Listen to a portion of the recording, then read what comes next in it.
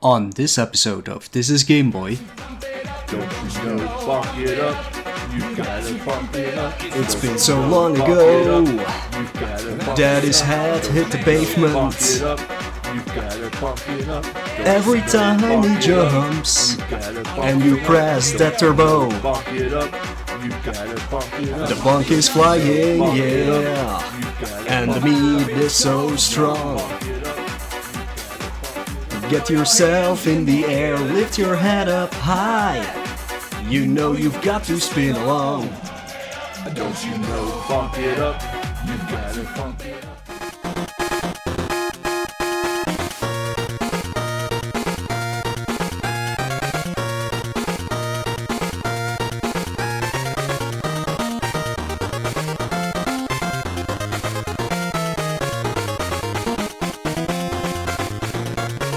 Hello everybody and welcome to another brand new episode of This is Game Boy with probably the most amazing intro we've ever done.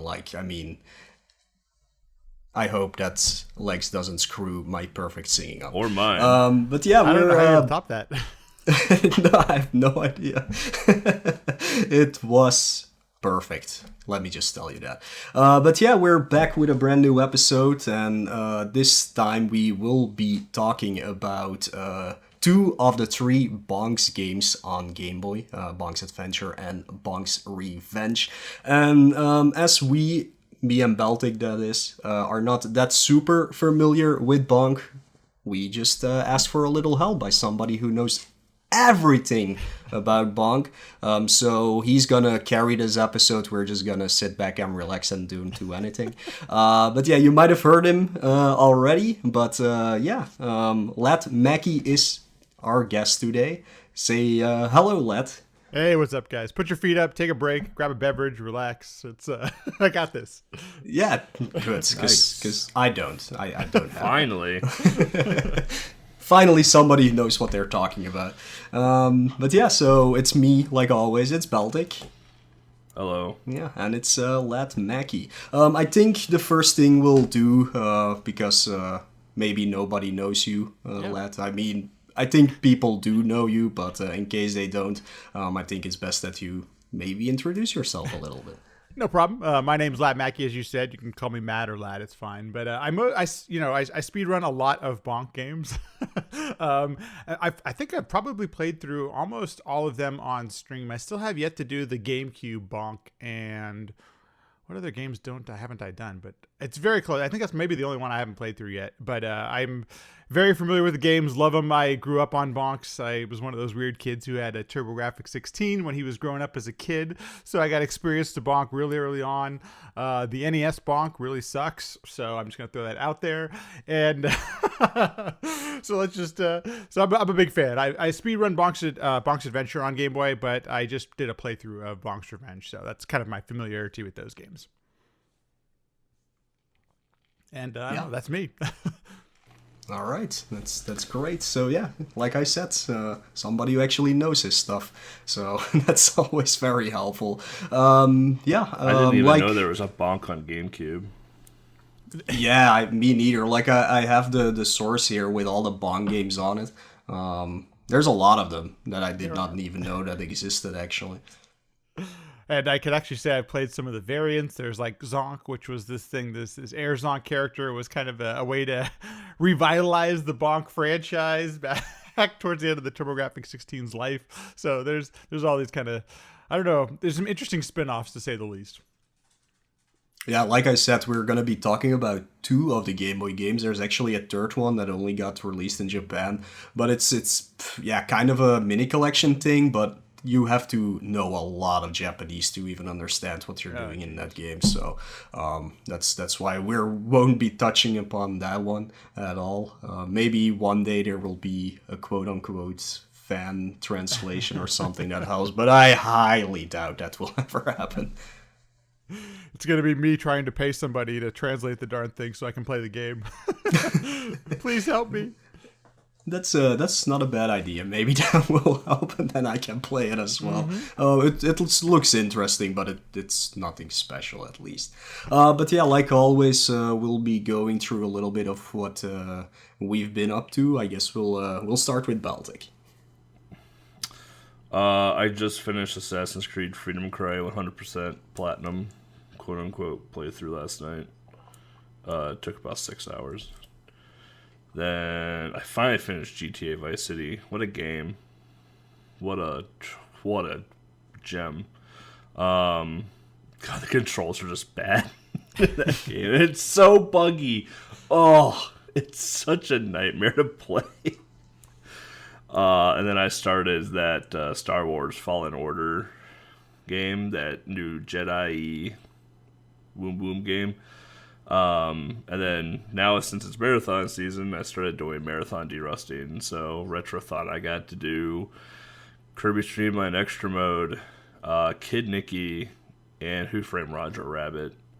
And then I have to get my SGDQ submissions rolling next week for Yearwalk, Who Framed Roger Rabbit, Shaq Fu, and Maru's Mission. A lot of Game Boy games in those marathons, which is nice. A lot of Game Boy games. Yeah. Something you don't see a lot. What have you been up to? Well, I've been playing some more Game Boy games, of course. I wanted to restart Legend of the River King, which is a fishing simulator RPG game for Game Boy. I know I tried this in the past, but I couldn't figure out how to actually, do what I had to do. The game is actually based on quests you have to do. You have to catch a certain fish or kill a certain enemy. And you need to have, the correct bait and the correct fishing rod and things like that to do that. And the manual that comes with the game is actually very helpful in a way that it shows you the map and this is the place where you need to get that fish, but you're only halfway there, then you still need to figure out what you actually need to use to catch them. So I started it. I couldn't figure it out. I was reading a walkthrough as well, and they gave the wrong information, so I couldn't get anywhere. But I think most of it is based on the Game Boy Color remake of the game, and I think that one is a little bit less RNG heavy and a little bit more fixed, where it should have been fixed on the Game Boy version itself. I think that one just maybe plays better and faster. But yeah, I haven't been able to get very far into the game because it's such a mess, either because I still don't know how to play or because the game is just not well made back then. I never played the first one. I played the second one for Game Boy Color, and I absolutely loved the second one. Yeah, I'm not really enjoying this one.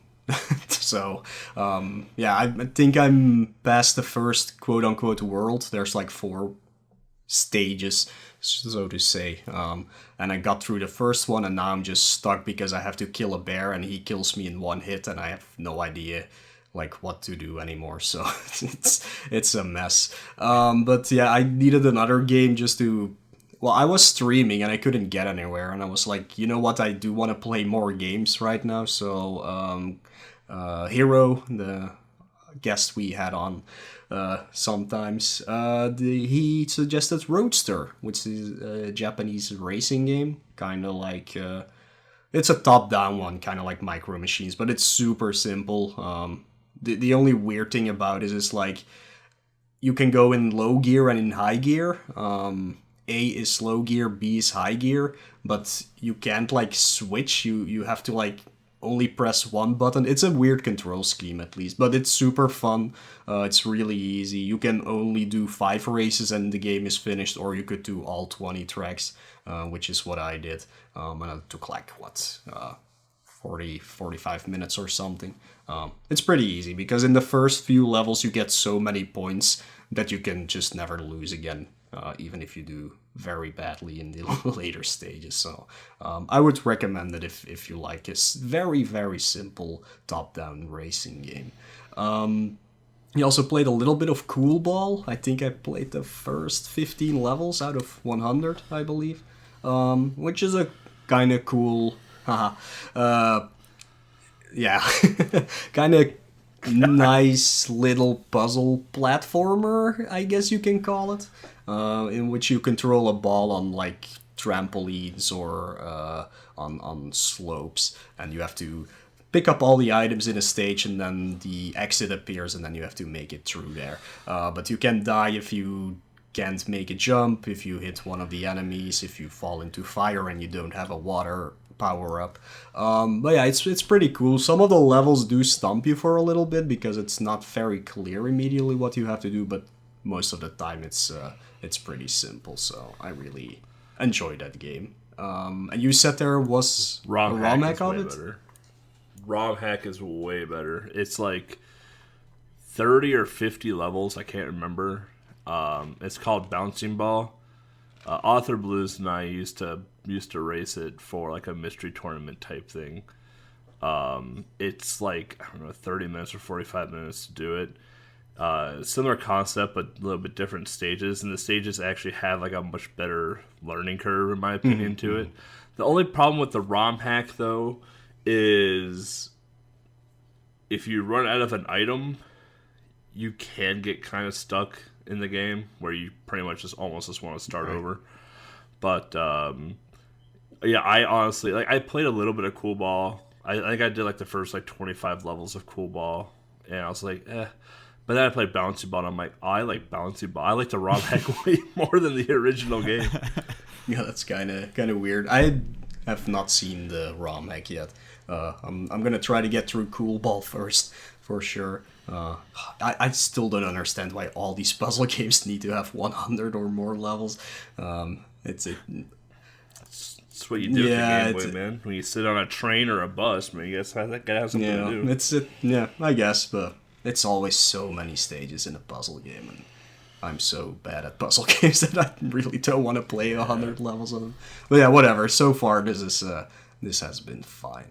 Besides Game Boy, I played the very first Devil May Cry, the HD version of it. So good. Which is one of the only two I've ever played. I played the original and I played 3 special edition when they came out. Haven't touched upon any of the others. Besides like the reboot, I played that one for a bit, but it didn't catch me enough. For me, I have nothing against this redesign like a lot of people did. I just didn't like the gameplay that much in that one, but yeah, whatever. But yeah, Devil May Cry, I think the game does not hold up so well. Mostly because there is no dedicated dodge button, which is super annoying because you really, really have to dodge every incoming attack or you die immediately, even on normal mode. And the fixed camera causes a lot of problems. Like, I've been in many fights where I just could not see what was going on the screen. And that wasn't much fun. But it shows that it was actually a Resident Evil game before they made it into Devil May Cry. That's why it has the fixed cameras that are... They work with tank controls, but they do not really work for... a hack and slash action game. But I think it's still a very good game besides that. I think it's a lot of fun. But the difficulty of this game is crazy. Like, I had a lot of trouble getting through normal mode. I kind of want to platinum the game, get all the achievements in it, but that means I have to get not only through hard mode, but also through Dante Must Die mode. And I just don't think I have it in me to do that. I think I'm not good enough at the game for that. I like Devil May Cry games. I've played the first 3. My problem with those types of games, I get really bored with them. Like hack and slash games bore the living hell out of me. Mm-hmm. That's why I've played I've tried to play Darksiders so many times. I have started and quit Darksiders 1 probably 7 times because I got so bored halfway through the game, just mashing the swing button all the time. Then I played Darksiders 2. I was like, oh, I get to play as Death. That'll be cool. I got like 3/4 of the game. I'm like, well, this is boring. And everyone's like, hey, you're going to get Darksiders 3 to play as Pestilence? No, because I'm just gonna mash the X button for 15 minutes and get bored and to give up. So I want to like hack and slash games. They just bore me to death. And I have played and beaten the Devil May Cry games, but I was bored to death. Yeah, it depends on the kind of game, for sure. Because Darksiders 1, the fighting in that is actually pretty boring. Like, there's not much to do. Like, there's no variation in the fighting at all, to be perfectly honest. I do like that game, but I can see why you would get bored. I love the idea. I love the concept. I love the story of the four horsemen of the apocalypse coming in and playing as them. But the gameplay is just. Yeah, I get you. Yeah, okay, but besides Devil May Cry, I'm still playing Rise of the Tomb Raider, and I think that game never ends because I just keep playing that, and I'm like, where is the end of this game? I don't know. It just keeps coming and keep coming, so I don't know what's happening. Like, the most fun I had with that game so far was the DLC in the Croft Manor, because that was like so, yeah, I don't know, like, well set up, and this just, like, the main game just keeps going and going. Not that I'm hating it or anything, but it's like, you can stop now. Like, I've seen enough of Siberia, I think, that this takes place, and like, I don't want to see any more snow for the rest of my life. So yeah, that's everything I've been up to, at least. So Lat, what have you been playing? Oh my gosh. I've been doing a lot of different games. I've been trying to learn the speedrun of Rondo of Blood, the Castlevania game on TurboGrafx 16, and it's the first Castlevania game I've ever played through, and I just beat it. Let's see, was it almost 2 months ago now?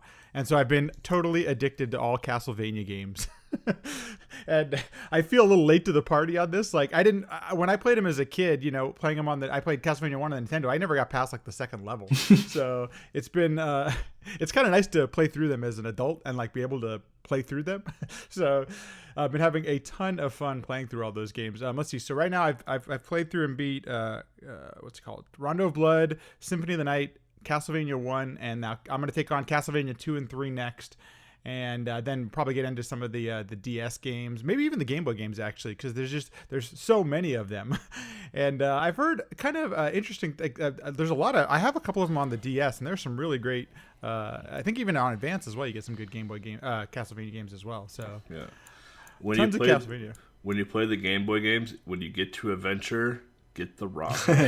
Yeah, there's a hack called Enhanced Graphics, I believe it is. Which does make some of the graphics different and make more sense. But it also just makes it play at a normal speed and not like the slow crawl walk that it originally was. Adventure is like 0.25 times the speed of any Castlevania you'll ever play, and it is miserably slow. Yeah. Belmont's Revenge is the best. Yeah. Belmont's Revenge is the best of the three, in my opinion. It's hard, but it's the best of the three. Legends is unique. Yeah. And has 2 different endings, which is kind of cool. It has 2 different endings. Well, that's kind of the thing I've been really enjoying about it, is that the games are hard, but they haven't seemed too unfair to me at times. So it's kind of it feels like you've accomplished something when you beat the game. So I appreciate something like that, and I think it's for me it's kind of different. I haven't played games that are this challenging. Like Game Boy, a lot of the TurboGrafx 16 games they're shorter. They're not as challenging. They didn't have the space that Super Nintendo games had and all that kind of stuff. So it's like I appreciate that they ramp up the difficulty, but it's not unfair. Like it feels like you've accomplished something by the end. I've played a little bit of Rondo of Blood on the TurboGrafx, and I find the one on TurboGrafx to be just one of the hardest Castlevanias I think I've ever played. Because like, even playing the re-release of it for, what was it, Game Boy or DS or whatever it was, I was like, oh, this isn't too bad. And I go and play the TurboGrafx. I'm like, oh, right, this was hard as hell. It definitely ramps up. And I didn't find some of the hidden character in the game on my first playthrough, so it took me almost 10 hours to beat the first one the first time through, just because of how challenging it can be and how punishing it can be, to say the least. Yeah, I've played it. But I mean, go ahead. CV2 though, like Simon's Quest, like a lot of people just like poop on that game, and like I'm like it's not that bad of a game. Like there are worse Castlevanias out there. Go play the ones on N64. Right. But I'm like, CV2 is not bad. Like, it's a little cryptic, sure, but like, it's not the worst Castlevania that you guys put it out to be. Yeah, absolutely. Like, I played it a few months ago, actually, and I think during Halloween season, I think I played through it, and I absolutely loved it. I did play the redacted version, like the hack, which makes the text of the citizens a little bit less cryptic, but still cryptic. Like, they don't like just literally say what you have to do or anything, but I had no problems getting through that game at all. So I was able to play through without any problems Rondo and Castlevania 1, but Symphony of the Night, once for those of you that know, there's kind of like two phases of the game. There's a bad ending and a good ending. And when I got past the bad ending, I pretty much made it up to the bad ending by myself. I started asking for chat help because I feel like it just would have got boring for people to watch. So I was like, help me, I will totally take some hits at this point, because I don't know, the cryptic stuff can only that can get a little boring kind of quickly, so I don't mind asking for help at that point. Yeah, that's a good way to tackle when it. I play through CV2. Yeah. But that's been I don't know, been really enjoying the Castlevania series, and I played through Bonk's Revenge actually on Game Boy just this week. I thought I had played through it, and it must have been forever ago. I guess I never streamed it, or at least I didn't record my stream of it, so had to play through it again so I can be up to date when we talk through today. Now you have to watch the Castlevania anime on Netflix. That's what everyone was telling me. It sounds like it's a really good anime. Yeah, it starts out at Castlevania 3, or Trevor Belmont. So. Cool. No, I'm stoked about it. I can't wait to dig in. Yeah, good luck playing 3 though, because that one is wow. I can't beat it. I got stuck. There's a lot of multi-boss fights in that game, and I just can't handle it. Yeah. I really can't handle it. Honestly, the hardest part of the game is the stairs. Yeah. That's the one everyone has warned me about, that I may not make it through CB3, but I'm gonna try. I'm gonna go for it. I need to get back to it someday as well. All right. Well, that wraps up the intro, like always. So we're going to take a little break. You people enjoyed the song from either Bonk's Adventure or Bonk's Revenge. I assume it's going to be Bonk's Adventure at this point. And we'll be right back.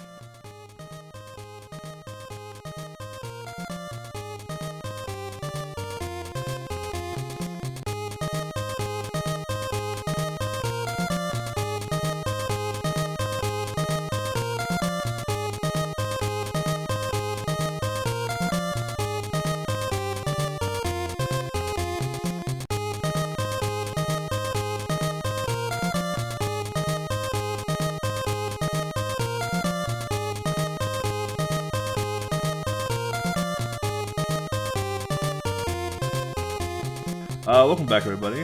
Hope you enjoyed the underwater stage music from Bonk's Adventure. History of Bonk. LattMackey, would you like to fill us in on this a little bit? Sure. So NEC is still a company, but was a company back in the day that was looking for a mascot similar to what Nintendo had and Sega was developing with Mario and Sonic, respectively. And so they came up and created this character, PC Ginjin or BC Kid. There's all these different names for him, but in the States we called him Bonk. And that's how we got to the character we have here in Bonk's Adventure. The very first Bonk's Adventure game that I'm aware of that was on a console is on the TurboGrafx 16. And so we have various ports to a bunch of different consoles, actually, not just the TurboGrafx 16. We have a Nintendo Bonk's Adventure. We have a Game Boy Bonk's Adventure. There's an arcade Bonk's Adventure. Gosh, I'm probably leaving one out here. But there's the Bonk that you see in front of you in Bonk's Adventure is a port of a TurboGrafx 16 game, and it's also tried to be the mascot and kind of the Mario for NEC at the time. And actually, come to think of it, I think NEC all the TurboGrafx 16 IP and all that kind of stuff got purchased by Namco or somebody else. I can't remember exactly how it went down business-wise, but a brief history of Bonk, and he's this prehistoric, supposed to be like a prehistoric dude who's walking around and where dinosaurs exist and things like that. I'm sure we'll get that into the plot, but that is Bonk in a nutshell. Yeah, and what I read, at least for the games where you can play as two players during the Bonk games, it actually also has a female version. For the second player, that is. It is, and depending on what game you play, it can be really awesome and really fun, really interesting. But all the times it can be really challenging because you have to keep both the players on the screen in the same area, and so there's some cool things you can pick up each other, you can throw each other. There's actually some great. John and I have actually started. We were at AGDQ this year. We were playing around with the 2-player version in Bonk 3, and there are some really cool speedrunning opportunities there and everything. But yeah, it's a female version of Bonk. That's really cool. Yeah, you mentioned before also Airzonk, which is like the shoot 'em up spin-off. So, but it's basically future Bonk. Like, yeah, yes. I remember I saw you play that on your stream once. I just looked up, I'm just reading like the Wikipedia article, and PC actually stands for, and I'm gonna screw this up completely, Pithecanthropus computerurus. Yeah. Like, what? What even? That's a pretty good try. He's not really human. He's actually a fictitious species, and that's where the PC part of the name comes from. That's kind of crazy.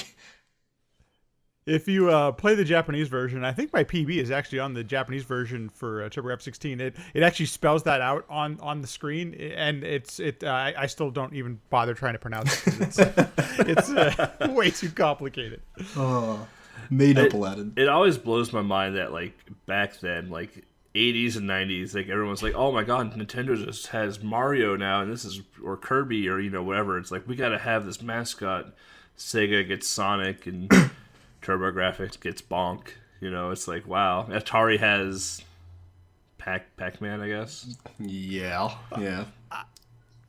I also think it's interesting that they chose Bonk after seeing what Mario and Sonic are both, at the very least, both of them are characters that can run and that can move quickly. And Bonk has none of that. Like he's just a rockhead. Yeah. And he's taking his time. Might as well take a nap at certain points, It's like, so I don't know how they got to Bonk from Sonic and from Mario, but they did. And this is what we got. Yeah, and then you have like other companies too that are trying to make mascots. Like you got Bubsy, like great, and you have the Noid for Domino's, and yeah, the '90s was a trip.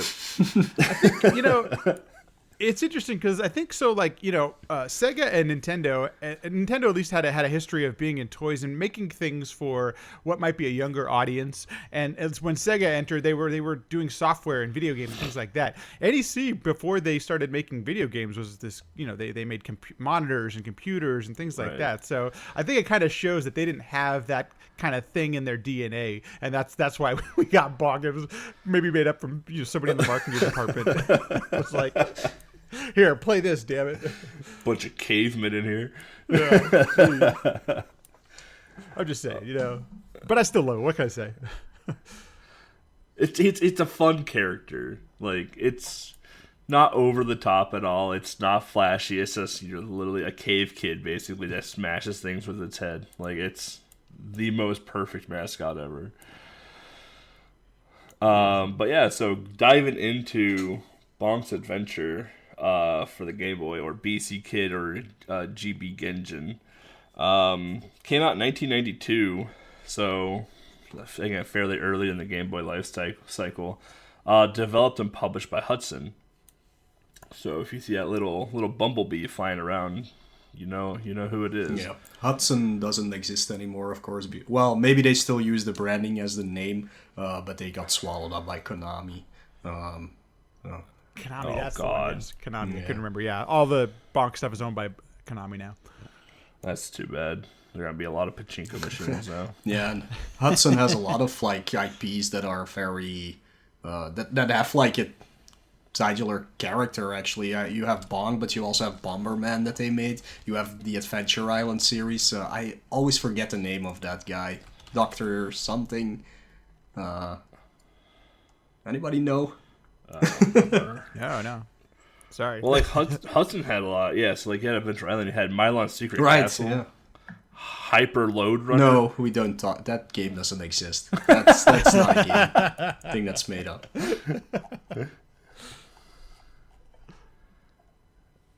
What else did it had? It had Well, apparently they also made Poppin' Bloody Twinbee? War. That's interesting. Was Poppin' Twinbee a Hudson No, that's game? Konami.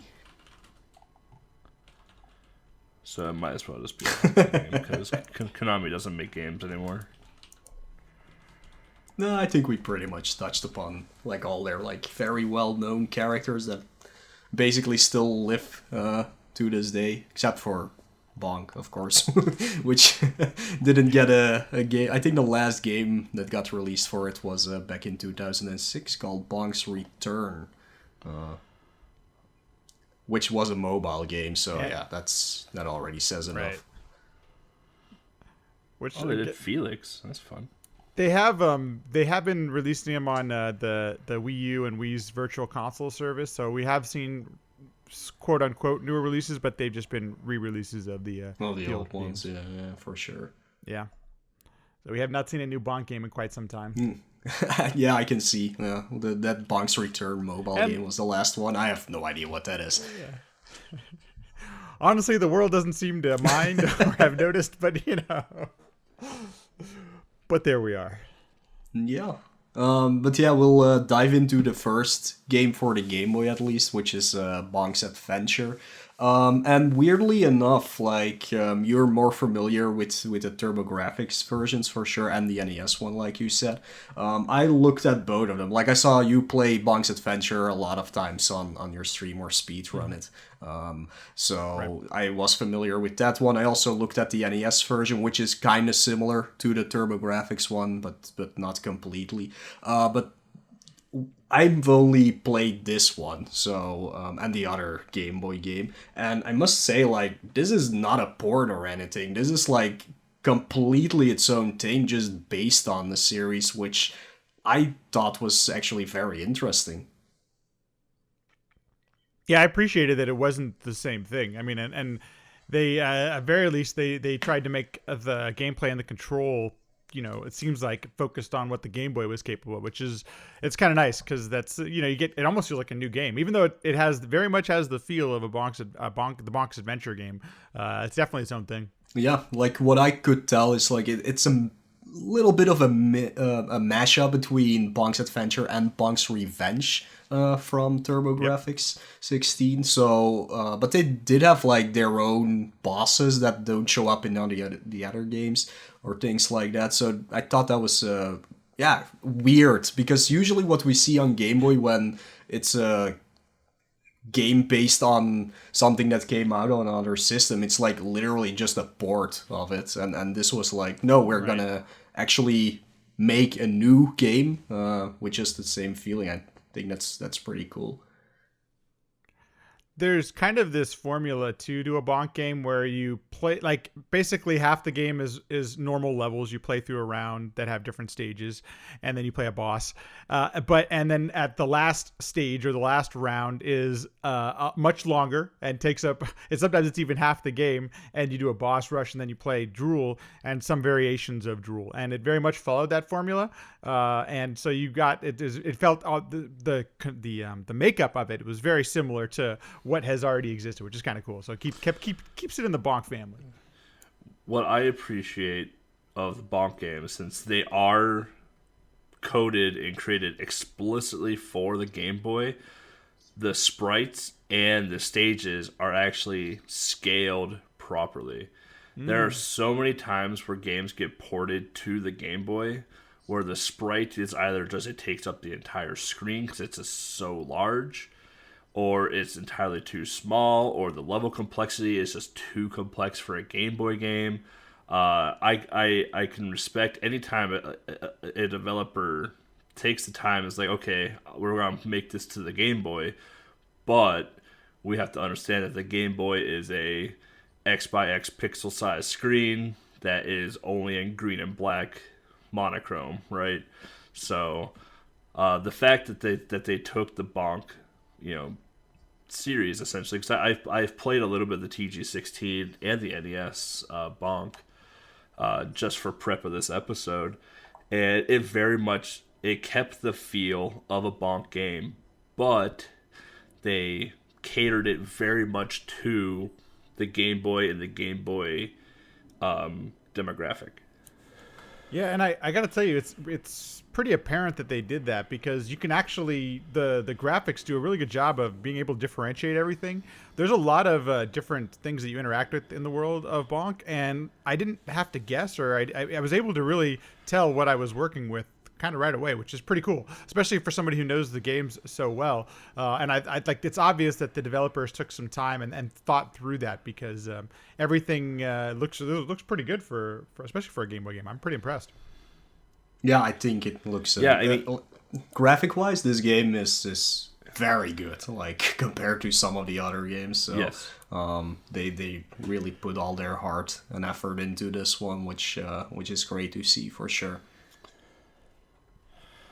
I mean, even down to like the music. Like, I know you wanted to speak more on the music, but like, I even feel like, so like a lot of times too with ports, like they port the music over too, and it doesn't sound great, because the sound chips are obviously different between a Game Boy and a NES or a Super NES, right? So, but the music for this game actually sounds crisp and clean, and it sounds very similar to that of the rest of the Bonk series before this. So that's one of the ways that I can that resonates with me is if I keep humming the music or think about it in my head after I'm done playing the game, and this definitely had that, especially because I'll only speedrun games that I enjoy, and I enjoyed this game way more than I thought I was going to. And part of it is the soundtrack. If I'm going to play a game, 100 different times, speedrunning and stuff like this, there's got to be stuff that keeps me going and keeps me hooked. And the soundtrack for this game, I didn't like it. What do they? I guess you'd say it's an arrangement. It felt like they arranged the music that was in the original very well for the console. Yeah, being a runner of Kirby's Dream Land and putting thousands of attempts and hearing Stage 1 Green Green's music for hundreds of hours, I can 100% relate to this music this game better have some bangers in it, otherwise we're going to be in for a long day. And Bonk's Adventure definitely had that. Like, I can think of the boss music right now in my head, and I can perfectly like hum it, just because like it's so catchy and it's so good. Yeah, sad. It's got some of my favorite music on the Game Boy. It's Kirby's Dream Land. It's so good. Definitely. Yeah. Until you hear Green Greens 1,000 times. Oh, yeah. Right, until you hear it. Yeah. Sadly, like usual, we couldn't find the composer of this music. I don't know if the TurboGrafx version has it in the credits or anything, but on Game Boy I could not find anything about it. And we talked about this last episode, actually, the reason why. So we're not gonna dive back into that anymore. But yeah, we have no idea who composed the music, basically. Someone at Hudson, more than likely. Yeah. So yeah, game plot. Took this right from the manuals too, so this is fantastic. Mo, I'm taking over your job here. So, game plot. The cave boy with the head of stone is back in this new chapter of his amazing adventures. Join Bonk as he travels through Dinosaur Land in search of the beautiful Moon Princess. But it looks like Bonk's old enemy King Drool is ready to take over. He's captured the princess and demands to rule Dinosaur Land. Now Bonk has to use his head, literally, to blast King Drool's foes off of the map and bring peace back to the realm. Explore the wild world of our hard-headed kid and always keep an eye out for hidden items and bonus zones. And you basically just described the plot of every single Bonk game. Oh, the Revenge gets so much better because the way they describe the plot in Revenge is you can tell they're just like, well, we already described it in Adventure, so but we have to have something in the manual. So. I do have to give it up.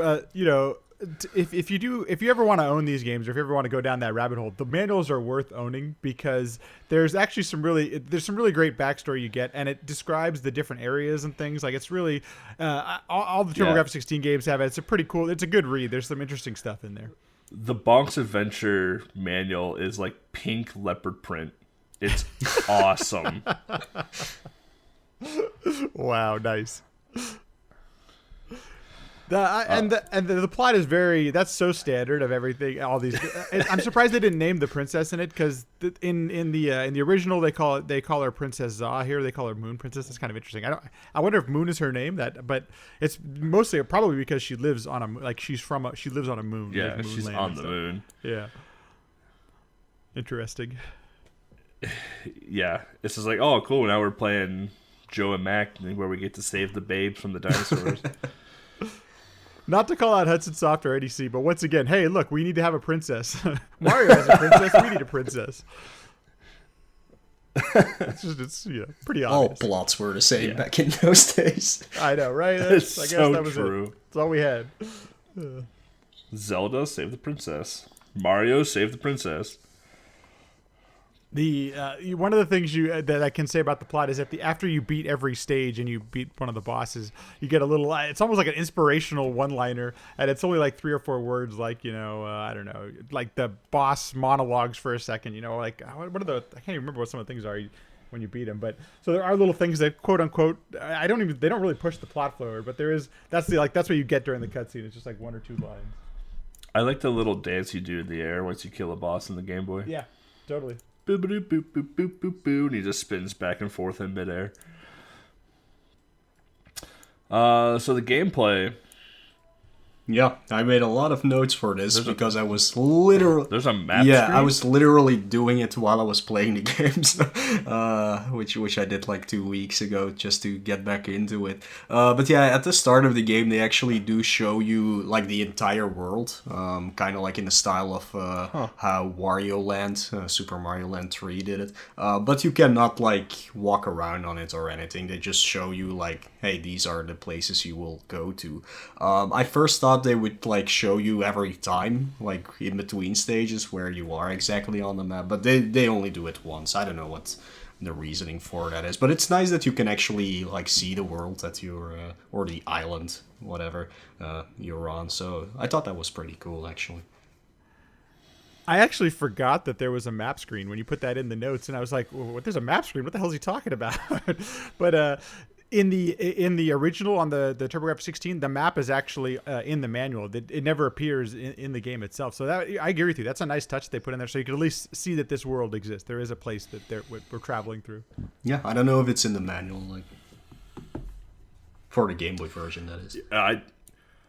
I apparently forgot that there was a map screen on yeah, like I forgot as version. well because it had been a long time since I actually played it. Like we did the speed run of it, of course, but yeah, you just skip over that, of course, when you do that.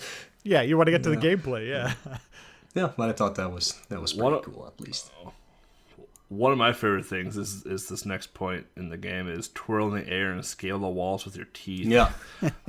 This is my favorite thing to do in the game because it's like, oh, I can just like mash the B button or whatever it was to just like spin in the air. Like it's super slow, but like I can literally just like spin to win across this entire stage. The original the controls for Bonk are pretty floaty as well as I was describing. When you jump, there's a bit of time to go up and down. The gravity is kind of it's like almost like moon gravity, and I like that they kept that in the Game Boy version. It very much it doesn't replicate it exactly, but at least it's trying to give you the feel that the original had. And I agree with you that the being able to use your teeth to climb up walls is probably one of the defining characteristics that people remember from the game, because there's this crazy animation. You can see his teeth. All of a sudden he looks like a velociraptor or something. It's amazing. Yeah, it's really good. It's really silly, and it's actually, I mean, it's useful. You need to use it to get through certain areas in this game. So I'm glad it's not just an afterthought. It's actually part of trying to beat a level or whatever. I just like the fact that, like, instead of using his hands and legs to climb a wall, that his teeth grow like 200%, and he just uses his teeth to climb up objects. It's a weird character, but a very unique idea behind him, which is really so cool. good. So yeah, they didn't go with you just jump on enemies. No, you literally use your head to get rid of them. So I think that's pretty interesting. So yeah, for the people who can't follow, we're talking about how you actually control Bonk. So in this game, you like I said, you don't jump on enemies, but you actually have to press the B button to do a flip, basically, in the air, so that you can do a bonk with your head, just to get rid of enemies. But you can just spin like a crazy person and stay afloat for quite a long time to traverse gaps and things like that. And sometimes you just have to get up a wall and or a tree, and how else would you do it than just use your teeth for that? Well, that's how you actually travel through this game. While climbing, if you want to go up faster, it's best to actually jump while holding up, so you can scale a wall or a tree much faster than a normal speed. You can also just press up, and then he just does the slow crawl up a wall. If you go down, though, you go very fast downwards. And I would say if you've ever considered doing the speedrun of this game, you probably don't want to use your teeth as much as possible, because it's slower than jumping through. Like, you have such a forgiving jump in this game that, you know, you can. Sometimes the using your teeth slows you down. So, but there's some areas you need to. You can't get past it without it. Yeah, absolutely. Another big part of Bonk is the meat that you can find in flowers. For some reason, I'm not sure how that works, but yeah, the meat that you can find is actually a way to power yourself up, go to the next levels, or like kind of like the mushrooms in Mario, but if you get hit once, you actually lose your power up and go back to the lower level, or the previous level at least. You do have health, so you don't die if you just get hit when you're in your normal form. But the way to actually go fast in this game, which is good for the speedrun, but also just for regular play, is to either get 2 small meats, which gives you the highest power up, which makes you invulnerable for a bit. You can run a lot faster, and you also have a scream attack, sort of say. But yeah, you can do that by getting 2 small meats in a row, or you can get a big meat, which gives you that thing immediately. The flowers that give you different power-ups and things, sometimes they have enemies hit in them, and in the original, there are some ways that you can tell if one's going to be bad or good by the way that they animate. Some of them look like they're alive and kind of like breathing, and in this game, they obviously, probably due to sprite limitations, they weren't able to do that. So that's one of my. It's a small complaint, but it is definitely one you're not quite sure if when you hit a flower, it could be a bad one or it could be a good one. Thankfully, it's not too punishing with it. It's kind of forgiving, but it's a small little thing that I was like a little frustrated when I was on my first playthrough of it. Yeah, when I played it, my favorite power up was Rockhead Bonk. Even though it only does the double damage, it's just the fact that, like, when you eat a piece of meat, your entire sprite changes. Like, it's not just like Mario where you change a color or you get a stupid hat like in Super Mario Land 2, but like your entire sprite changes to something else. Like, you puff into a cloud and you either turn into the invisible screamer, which I think you have hair in that one, which is amazing. Yeah. And then you dive into Rockhead Bonk after a while, and then you dive back into Bonk again. Like, it's just an interesting. It's just like, oh, we could have just changed the tunic on him, or we can just completely just change the character. Yeah, the only... And yeah, be go the- ahead, go ahead. Good. No, I was just say the Bonk being the carnivore that he is, you know, it does so much more damage too. It's like there's definitely a benefit to getting all the power ups. Yeah, absolutely. The only downside of it is that it does take a while before you transform. Like it's like 3 or 5 seconds that it takes for the animation to run out, which is okay the first time when you see it, but like all the other times you're like, hurry up, I know. So Totally agree. You It are- would have been nice if there's a way you could skip the animation as you've gotten through, because you're right, it does take, especially if you're speedrunning the game. Like, why is this taking so long? Starts whistling in the air and spinning. Womp, womp, womp, womp, womp, womp. They're also one of the things that is a little bit limited in this game and actually becomes much more complicated in the Revenge version is how different meats there were different power-ups that change you into different characters or creatures in this game, because there's one that turns you into a turtle, and which is I really, that was not in the original game, and I really liked that they included in this game, because first of all, it's fun to play through, but then number two, it really actually helps. Like, you move a lot faster and easier through the water with the turtle character. My problem with the turtle, though, is that it can get like stuck in a wall or a dude, ceiling yes. real easily. You have to be very careful with your routing when you're the turtle character. Sure. Plus, it doesn't seem like you have to lose it before you go face the boss, because it's like it doesn't do any damage or anything. Like, it seems like it's Right, you have to take the hit. Yeah. mostly just But- for traveling through the level. Yeah. But we have bonus stages, which are cool, I guess. So I didn't do much of them at all. Like, I did the food one. What is it? Like, you fall down and get food or whatever it was. No, I did that one is that like you one. just have to jump over platforms and get as many items as you can before reaching the end of the stage or falling to your doom in one of the pits.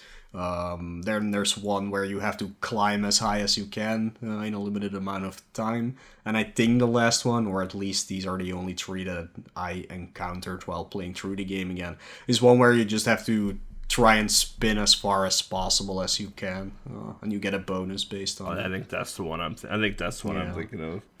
So you just mash like B like a maniac. Yeah.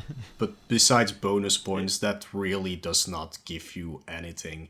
Other things you can find throughout the game itself is you can find fruit and red hearts, and they replenish your health meter, but you can also find white hearts spread throughout the levels, and they actually extend your life bar. So if you know where they are, that's definitely a cool thing to get. The sad part is that once you die, you only get your original 3 hearts back. Like, you still have the extended life bar, but you only start again with those 3 hearts. So I always hate that in games. Like, they do that in Zelda as well. Like, you have like 26 hearts and then they give you 3 if you die, which I never understood that, but yeah, whatever. The only problem with the white hearts and the extension of your life bar is if you do manage to game over in the game, you lose all of them. So you will be back to your regular 3 hearts anyways. Yeah, I'm always curious why they do that kind of thing where you start back with your original 3 hearts, because by this game too, when you game over, you continue from the round that you were on, so it's not like you can go back and rebuild up your full life meter, which is that happens in Revenge as well, and that's a little frustrating. I'm not 100% sure why they make those decisions, but it is definitely part of the game, so beware on game overs. Yeah. But when you die in Bonk games, at least for the Game Boy ones, instead of starting the entire stage over, you literally just resurrect back from the dead right where you died and keep going as if the game never stopped, which I think is an amazing feature in a video game. I totally agree, and I take it for granted, because when you're speedrunning the game, I'm like, oh my gosh, I gotta wait for this death animation. It feels like it takes forever. But on a casual playthrough, it's like the greatest thing ever. I don't have to go back. I mean, it's perfect, especially if you're playing a game the first time through. Yeah, like having played many Game Boy games, it's like, oh, I hope the checkpoint is right here, and then you realize, like, oh, this game doesn't have checkpoints. I get to do this entire stage all over again. And it's like with Bonk, it's like, oh, I died. let me just see my grimacing face and come back to life real quick and just kill this thing with 2 more hits with my iframes. Yeah, it's funny to just see him lying dead there on the stage until you... He has the dumbest smirk ever. Until you press start and he comes back to life. And it's like, what is happening? Because the rest of the stage is still moving, or the boss is still moving, or the enemies are still moving, and you're just lying there dead in the center of the screen. Like, yeah, okay. He's just laying there with a grimace on his face. He's like, "Oh yeah, I'm just playing dead right now, sucker." It's a fun concept. Decided to take a nap. No, that's actually a characteristic of all of the Bonk games. Almost all of them have a really great death animation, and I guess he's just taking a nap or whatever. But it's nice that you can just bring it back to life pretty easily, pretty quickly. It's definitely a fun addition. But yeah, that's basically how the gameplay of this Bonk game works. Like, it's still a very standard platformer, but he has some like unique tricks up his sleeve that you don't come across in other types of games like this. So that makes it very interesting to play, at least. There's one big problem with this game, at least, which is the hitboxes on the bosses. Like, yes, dude. I don't know how they did that, but they are either non-existent or so small that you have to just be perfect with all of your attacks. And final boss, definitely fight, final so boss. frustrating. Yeah, we'll dive into that's that a one character. for sure. So that's kind of, it's interesting because that's kind of a characteristic of the original game as well, is some really challenging hitboxes. And I'm not sure what the thought process is behind that, because it's not obvious either where those really tough hitboxes are. You guys all mentioned already, but the final boss is so... It's incredibly frustrating because I still don't even know where the hell I'm supposed to hit on the final Drool fight. But it seems like all, maybe minus the first boss, have that challenging hitbox. Yeah, for casual players, this is like, if you play this for the first time, you're gonna be, how am I not hitting anything? Like, it's just so strange, and it can get pretty frustrating because I remember the first time I had to face the final boss. I was not happy. It took me like 40 minutes to beat him, I think. Yeah, because it's like, oh, I maybe I have to hit him in the crown, but like, no, you have to hit him on the nose, but only on the certain part of like the nose or forehead area, and you're just like, excuse me? So in the original Bonk's adventure, the stress that we kind of developed for the final boss is actually to take damage so you can get on top of him to hit him, and it's frustrating that's like you have to take intentional damage to actually end up beating a boss. But I'm with you, Beltic. Like, I was like, oh, the crown maybe is obvious, but no, that'll kill you. That'll do damage. Yeah, so which makes perfect sense. Ugh. Yeah, it's quite a game. But I will say the bosses, like, although they're pretty simple, like the patterns for them are very, very simple, do pose a bit of trouble, not just because of hitboxes, just because of like how high some of them can get. Because like Bonk can only jump so high, and you kind of have to like use the spin at the apex of your jump to your advantage for some of the bosses. Like, I'm thinking like the bird boss. Like, if the bird boss gets in the air, it's like, okay, well, the bird boss in the air, I can't hit him. But if I can jump up and spin real quick, I can hit him on its beak.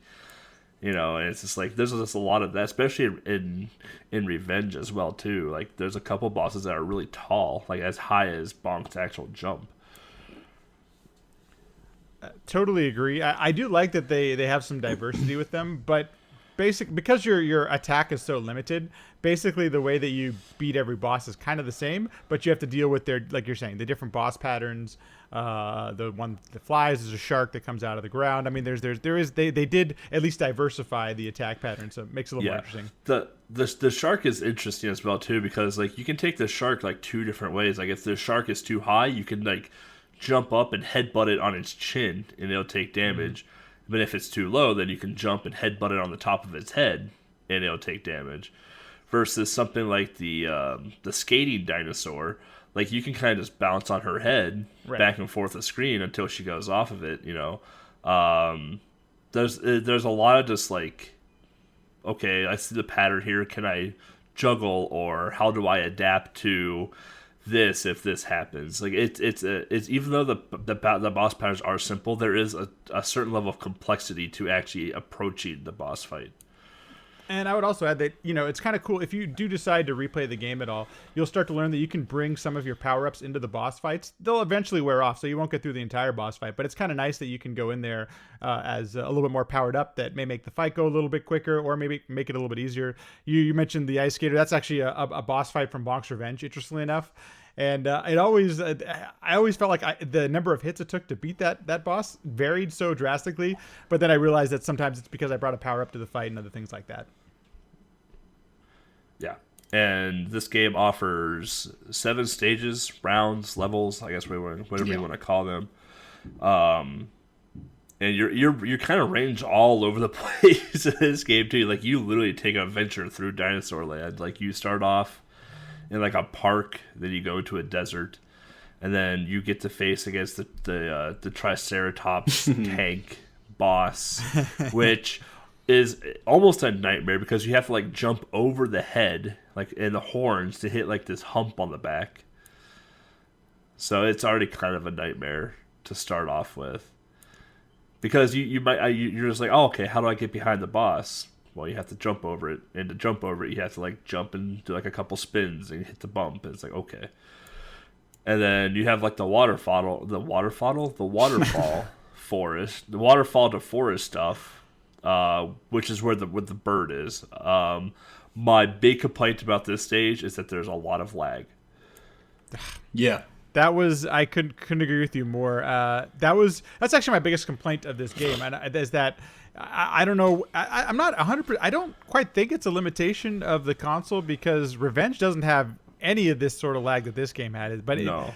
When they put too much on screen, it definitely made it a lot less fun. And the waterfall stage, and then the other vertical climbing stage, which was that level 3, level whatever, maybe it's level 5 actually. The castle stage. Yeah. It's just it definitely, it's not as fun when and it's a lot of lag. It's really slow to get it through those parts. Yeah, and then you fight the bird. And the bird is fairly... The bird guy...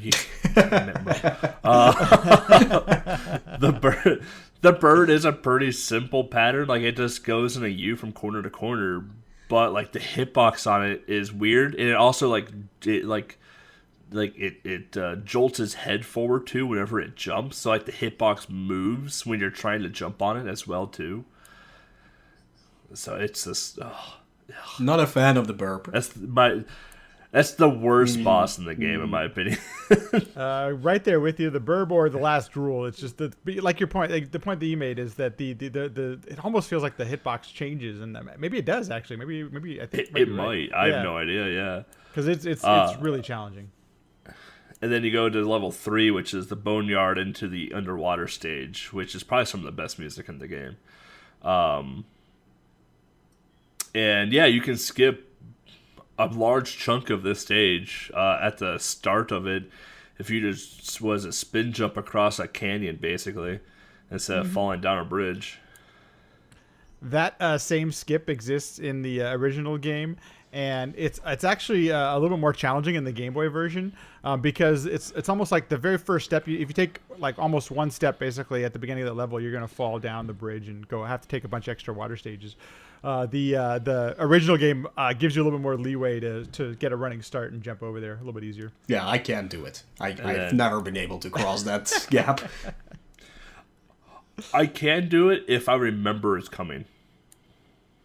But a lot of times, like, I don't have this game memorized, right, because I don't speedrun it. And it's like, oh yeah, there's a stage coming up where I have to jump over it. Oh, I fell. Okay, well, I guess we're going to do some water stages. That's pretty much it. Yeah, the challenge is having to just remember where the hell it is. But this is where you get the turtle transformation, which you said is not in the TurboGrafx 16 versions. So we get a Game Boy exclusive, essentially. It's adorable. And we didn't, on TurboGrafx 16, we didn't see transformations other than the meat power-up until Bonk 3, which by the time that this game is wow. released, we had some of those. Like Bonk 3 has 92 or 93. I can't remember. It's right around the same exact time as this game. So I think it's when they decided to start playing around with those ideas. Yeah, because you get the turtle transformation from the big Nessie robots underwater. And the turtle transformation it's adorable. Like, it's a black shell with Bonk's giant head. Like, it is fantastic. Yeah, I can see Bonk 3, Bonk's Big Adventure, was released in 1993, so the Game Boy one was the very first one then that had an animal transformation. Yeah. Another Game Boy exclusive. See there? Well, there's Bonk 3. You don't turn into a turtle either. Like this is literally quite specific to this game. This doesn't. It's pretty cool. I like it's that. kind of the only time you can play it. And then once you get through the water stages, you have to watch out for the harpooning ducks. Oh, they're jerks. The amount of times I've been harpooned in the face by a duck in this game is atrocious. This is why you can never trust a duck. But once you get past all of that, then you get to go against the sand shark, which is what we talked about earlier, where you can either hit it from the bottom if it's too high, or you can jump and hit it on its nose or forehead. You do have to be a little careful, though. Like, the fin in the ground will hurt you if you don't jump over it. And it is a little quick across the screen, too. You can get, like 3 to 4 hits, I think, per bump. But, like, it is a fairly quick transition across the screen. It is, and it's kind of there's kind of a character like this in Bonk's Revenge, but it's completely different patterns and everything. And it's nice to play something that's different when you've played all the Bonk games. That it presents a different challenge. It's a cool boss fight. It's like I think many of us, I tried hitting the fin first because that seemed like the obvious spot, but no, that's not the place you should be hitting. And then we go into the volcano to the cave, this is my favorite stage and favorite boss fight in the game, because this is the skating dinosaur boss, and I watched Mo fight this boss on stream. And he's like, "You're supposed to spin right there." And I just start laughing at work watching Mo do this because the timings are just so different. And I'm sitting there like, I had no pride. Like, I first shot this boss blind, and I'm watching Mo just getting just danced on by the dinosaur. She was not behaving like she should have behaved. So she's actually, like I mentioned, she's a boss from Bonk's Revenge, and I like what they did with her here. So in Bonk's Revenge, her pattern is very much set in stone. There's no variation to it every single time you play the game. And in this one, if the longer the fight goes on, the more varied the patterns get. The way that you beat the boss is kind of always the same, but I like that they changed up the patterns. I think it makes it kind of interesting. Yeah, I just like the twirly part whenever she does it. Because it's a lot of animation for a Game Boy game, like that twirl. And then we go into the castle climb, which doesn't have a boss at all. But it does have a crap ton of lag. It does have a ton of lag. And you get to use your teeth a lot, too. One of the frustrating things, too, about the lag in this level is that there might not be any enemies on screen. And just your jump is causing the lag. And this is one of the few times I threw something into the emulator and save stated and tried to figure out different routes to get rid of this lag. I was not able to find a pathway through, and I don't think there's a task of the game without creating some sort of lag in this level. That's how Kirby's Dream Land is. Like with Kirby's Dream Land, when you float up into the air, if you actually hold the up button, you actually create lag in the game just by holding the up button. So you have to tap the A button. And it's like, okay, why is that a thing? Yeah. It's a feature. It's not a bug. Yeah, that's it. And then we go into stage 6, level 6, inside the castle. This is where you get your infamous boss rush that we get always with retro games. So you get to face off against the 4 or 5 bosses that you face off against before. And you get to face off against the dinosaur race car. I absolutely hate this car. That pattern is so awful. I can never remember how to just not get hit by it.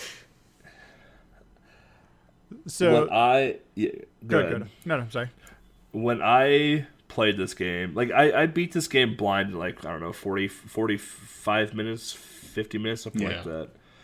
And when I got to the dinosaur car, I had like 10 lives. Mm-hmm. I finished the dinosaur car fight with like 4 lives left. Yeah. So in the original, this boss fight is there, and the name of the boss is called T Raptorhead, which is stupid.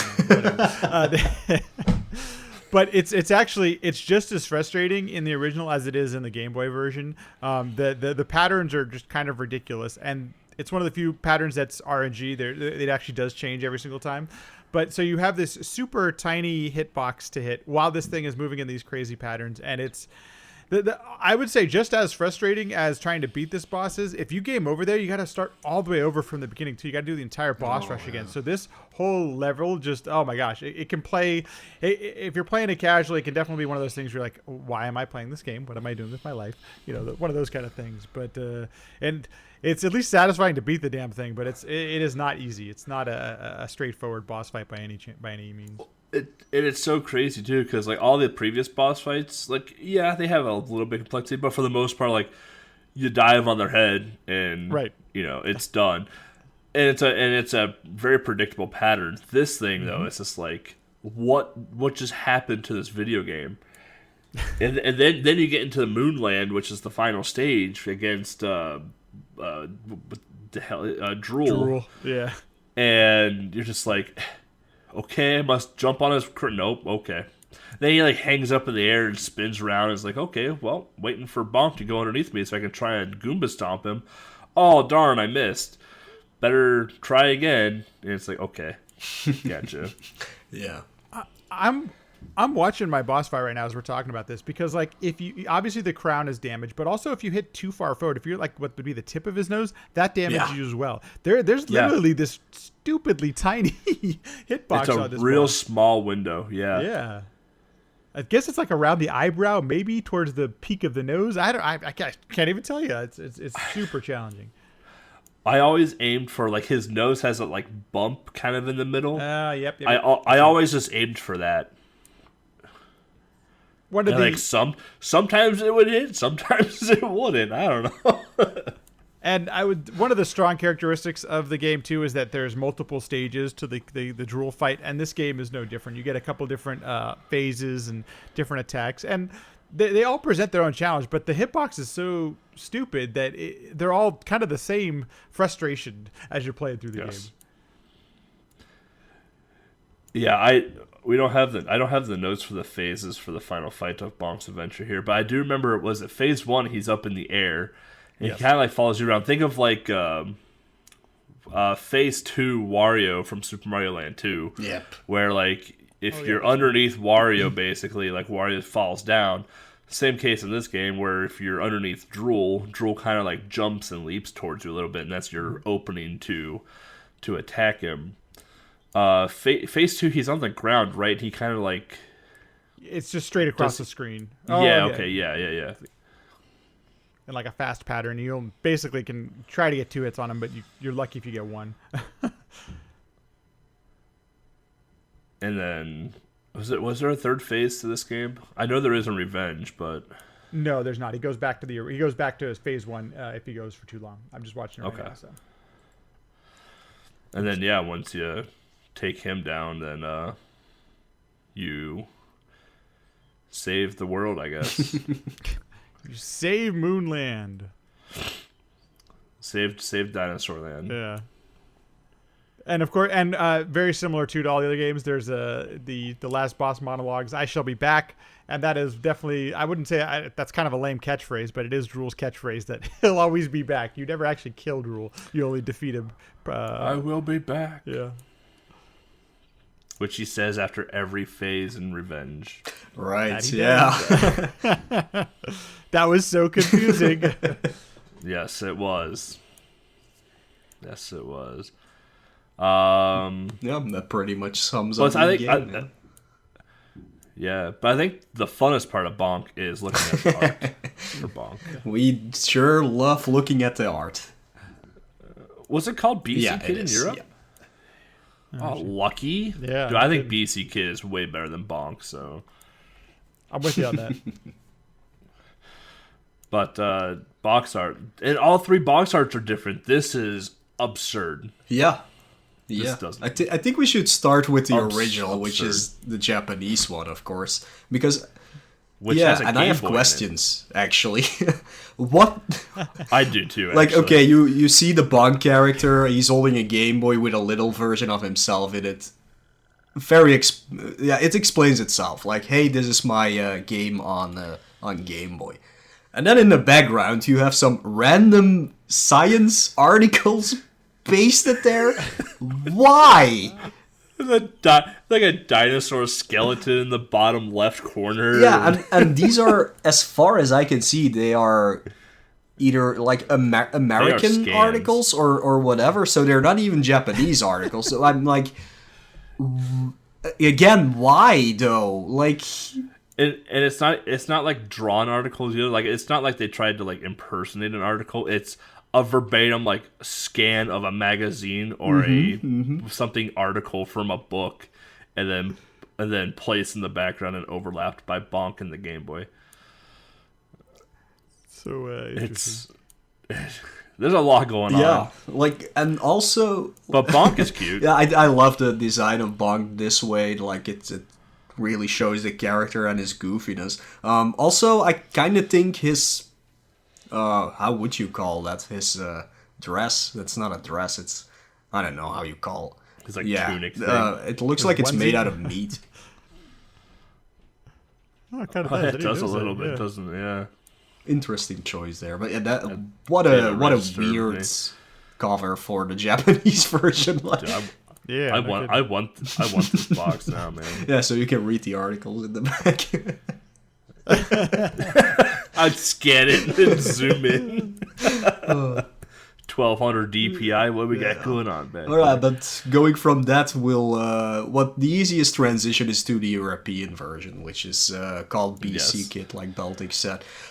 Same art style as the original Japanese art style, very cutesy, very colorful. I really love this this cover. Sadly, the version I have here has a sticker on it with the on it, French yeah. price and something else, which is the German sticker. I don't know what happened there. But that's a very nice cartoony style. It shows some of the characters that are in the game, like the cactus in the background. I don't know what those flying things are in the sky. They are very crudely drawn, but it's kind of funny, actually. I Good. like the color. Yeah. But it is really busy. Yeah. It looks like there's Drool as one of the characters in the background, and I don't remember ever seeing Drool on any of the other box arts for any of the games. That's kind of interesting that was included there. I don't remember ever seeing Drool on box art. Yeah, I mean the European one again mimics a lot of the art from the Japanese. Bit different coloring. Bonk is more peach than yellow. And yeah, it has Drool on there, which is interesting too because a lot of box arts put a final boss in, but the bit I do have of Bonk, like the only bosses you might see is like the bird Right. or some other random like the dancing dinosaur. So it's kind of cool to see that, and they have a lot of the enemies that you come across in the game as well too. But one thing that sticks out to me the most is that in the middle of the box art, because the German sticker is in the way, his little like tunic thing looks like it's giving you the finger. Right. It so does. Oh my god. Oh, I wasn't even looking at that. There's also a sticker on it. What's this giant red? Oh, what is the giant red sticker? Yeah, that's a German one. That's the German sticker. Oh, got it. Okay. It says, wait, I have to make this a little larger in this case because I can't read German. It says it's under guarantee and it has the manual. Oh, There you go. But the best part too is that all 3 different box arts has the 3 different Hudson Soft logos. Right. Yeah. Oh my god, it totally does. What the hell? It's so interesting. Yeah, go ahead. No, it's from a marketing perspective. I'm just like, it's so interesting. I understand making things regionally specific. That I totally get all that, but your logo, that's like branding 101. What the hell? How would you have all 3 of them? Right. And then going into the American box art, this one is actually probably my favorite of the 3. More so because they made Bonk look like a kid version of Fred Flintstone. I can see that. Yeah, yeah. They totally went with a different style than the original. Yeah, because like Bonk's adventure is in stone. Like it's actual like stone texture. Like it looks like it was chiseled in stone, almost like Joe and Mac. Versus like BC Kid and GB Genji, where they're just yellow text with dots in it to kind of mimic a stone texture.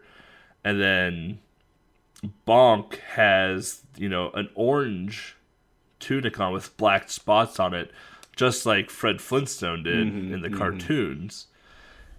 He's carrying a huge hammock of meat, and the art style is actually a bit more realistic in this one as well too. And it's actually, you can see like this power up going around him because he has a meat in his hand. The scale is actually really interesting too, because like Bonk is very much in the foreground, so he's bigger than everything else that's going into the background, versus something on the European box art is that Drool is very much in the background, and so is the cactus and a lot of these other enemies. However, Bonk and Drool and the people in the background almost share a very similar scaling, so it almost looks like it's not layered at all, and it's just kind of pieced together. So I personally like the American box art, which is something I rarely ever say on this podcast, the most for this game.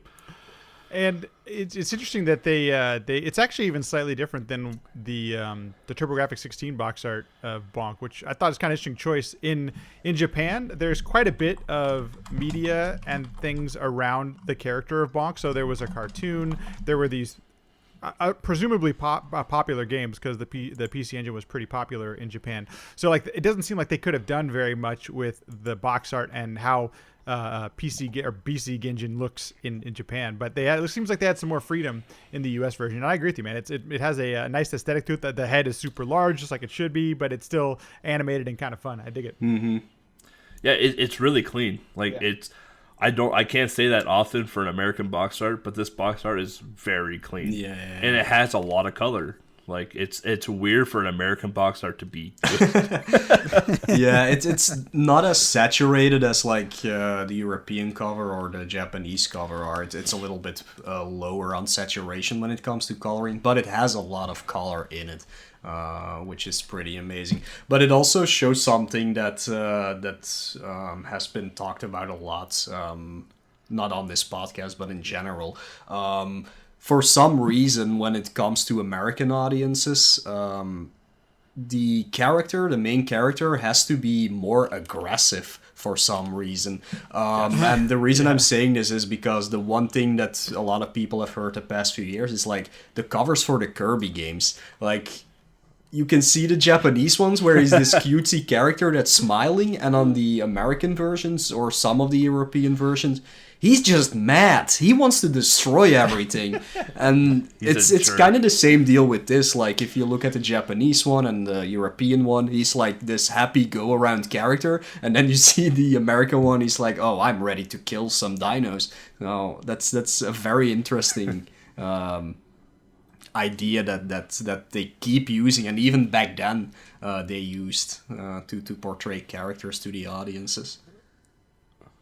Well, even just the art style in general is more aggressive than the European and Japanese, because like looking at the textures of the American box art too, like the textures are more harsh, they're more shadowed, like they're a lot more aggressive versus the bubbliness and colorfulness of the European box art and I got the article scan and the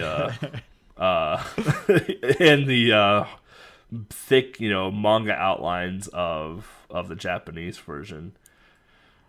That actually becomes kind of interesting when we get to Revenge. There's some interesting differences as well. So, but that's so true. That makes you wonder the perception here of the Americans. You need to be aggressive. It's like, oh my god, okay, interestip. It says a lot about it. Vengeance spirit. Yeah, that's all I gotta say. The vengeance spirit box art. Saw that one show up on Twitter a few days ago. Like somebody talking about like the craziness of differences between box art. And that's like the biggest example. It's like, oh, here is this cutesy ghost thingy, and here's a guy with a Tommy gun shooting somebody. Cute ghost versus New York Mafia Tommy gun guy. Ugh, America. Never change. All right. Yeah. So we have like a trivia section here, which thanks to the LattMackey, he's covered a lot of it throughout the talk of adventures, so we're gonna skip right over that. General reception, again, we kind of briefly talked a bit over this, but Bonk was big with the TurboGrafx community, and is a big thing in Japan. I would say not as big as like Nubo or Kirby or them, but he's definitely a figure in Japan.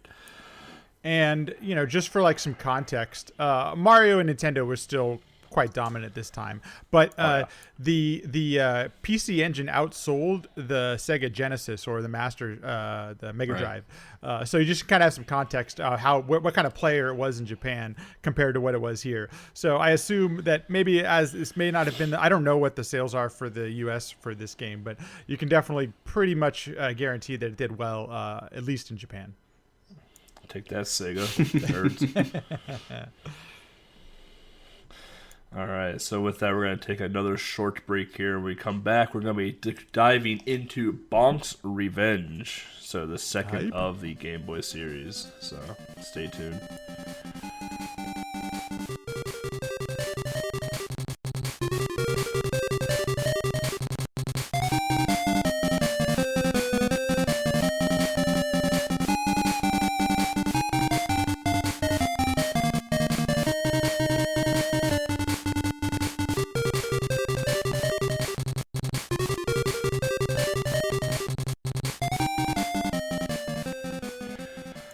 Welcome back, everybody. So yeah, diving into Bonk's Revenge now, the BC Kit 2 or GB Genjin 2, depending on where you're from, I guess.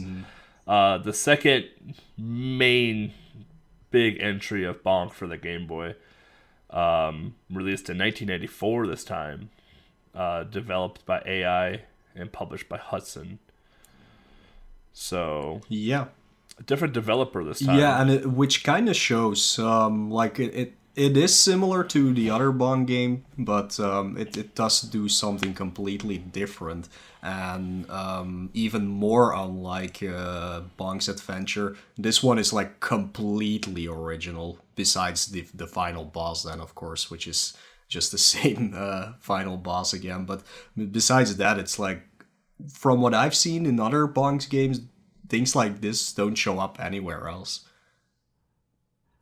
Yep, there are characters and abilities and things like that I can't remember playing any of those in Super Bonk or Bonk 3 when you actually get into some of the character changing stuff. So it's definitely an original game. I have not played any of the levels that are even remotely close, and even the abilities you get in this game. You get some new abilities that you don't get in the first adventure game, and it feels very original, very new.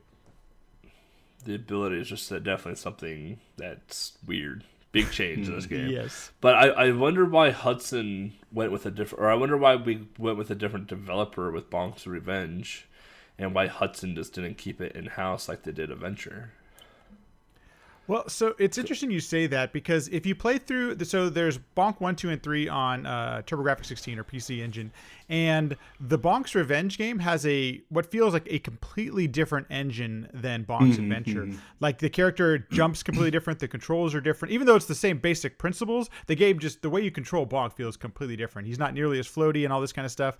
When you get to Bonk 3, it feels like it goes back to the original Bonk's Adventure engine.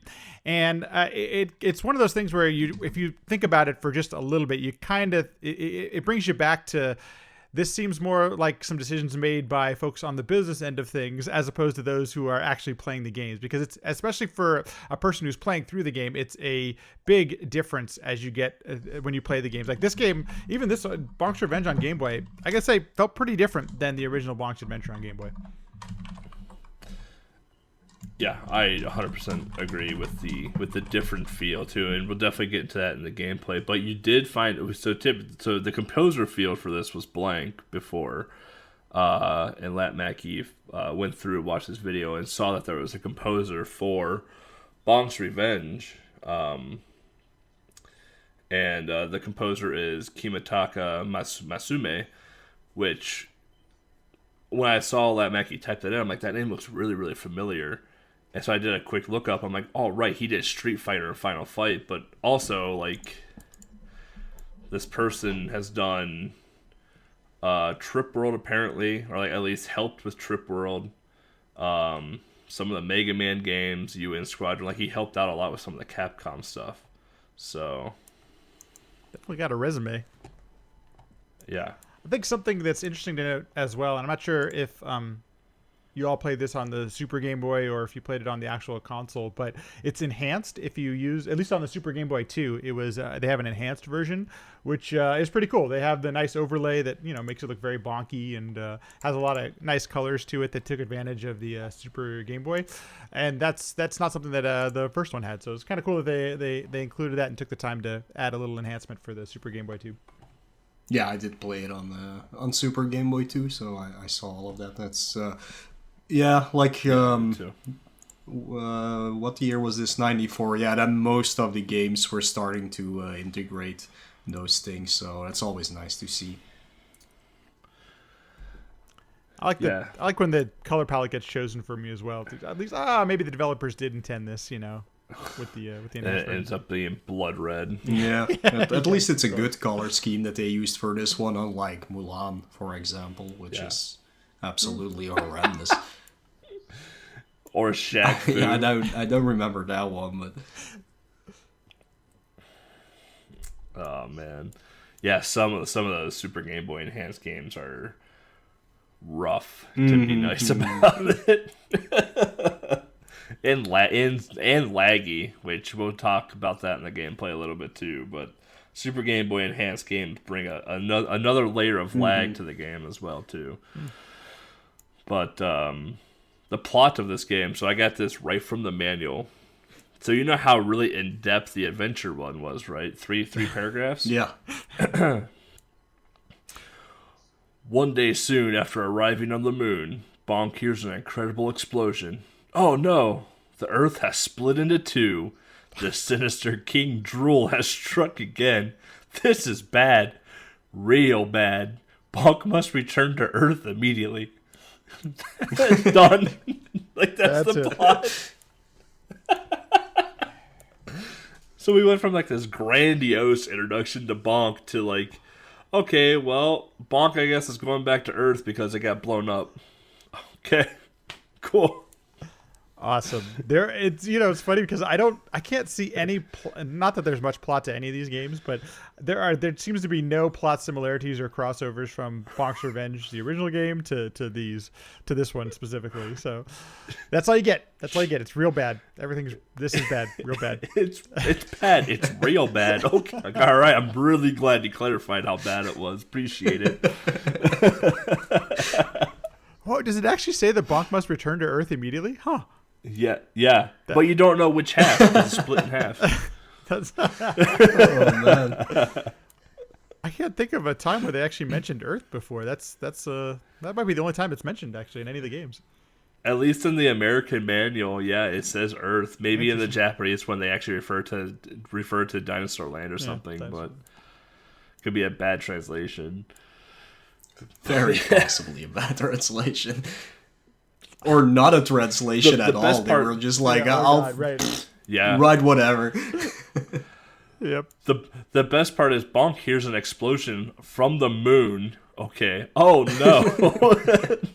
Okay. Well, it's kind of like the Sonic Unleashed plot at this point. Like, oh yeah, so Sonic goes to the moon to fight Eggman, and then suddenly, oh, the Earth is split into like 5 parts. There we go. Awesome. Like sometimes the reading the plot is the best part of reviewing a game. It makes you wonder if you would have read the plot, would you have even played the game in the first place? But whatever, you know. Too much. Don't want to think about that. This is the first time I read the plot, so I just assumed we just stayed on Dinosaur Land, and I had to go fight King Rule again, or Drool, or whatever his name is. But the gameplay of this, like, it is similar to Bonk's Adventure, but it also is different. The controls feel tighter in this game. Yes.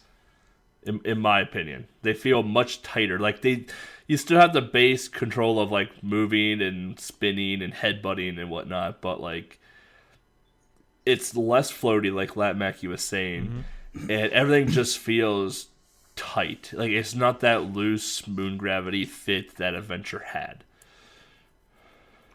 I you know, when I was playing through it, I actually really thought the controls were great, or at least that they controlled well. If somebody ever asked me, hey, what Bonk game should I play? Give me a recommendation. My first recommendation is always Bonk's Revenge on the TurboGrafx 16 because of how better Bonk controls. I've played a fair amount of Game Boy games this time. This was actually one of the better controlling characters I've had in a Game Boy game. Like, it was responsive and it moves quick. Like, it's not... I didn't feel... It felt very responsive. Everything, any input I put into the controller, it seemed like Bonk actually did it, which I thought that was really cool. But yeah, the other thing that we touched on too is the different power-ups in this. So I never, like, when I played this casually, I played it once other time too. I didn't understand how the power-ups worked. Like, do you just like, when you eat a piece of meat, do you just choose which power-up you want, like, as it rotates? Yeah, exactly. And it's not so easy to, like, get the one you actually want. At least I felt like it was like that. Like, I always wanted one thing, and then I just ended up getting something completely different, which wasn't very cool.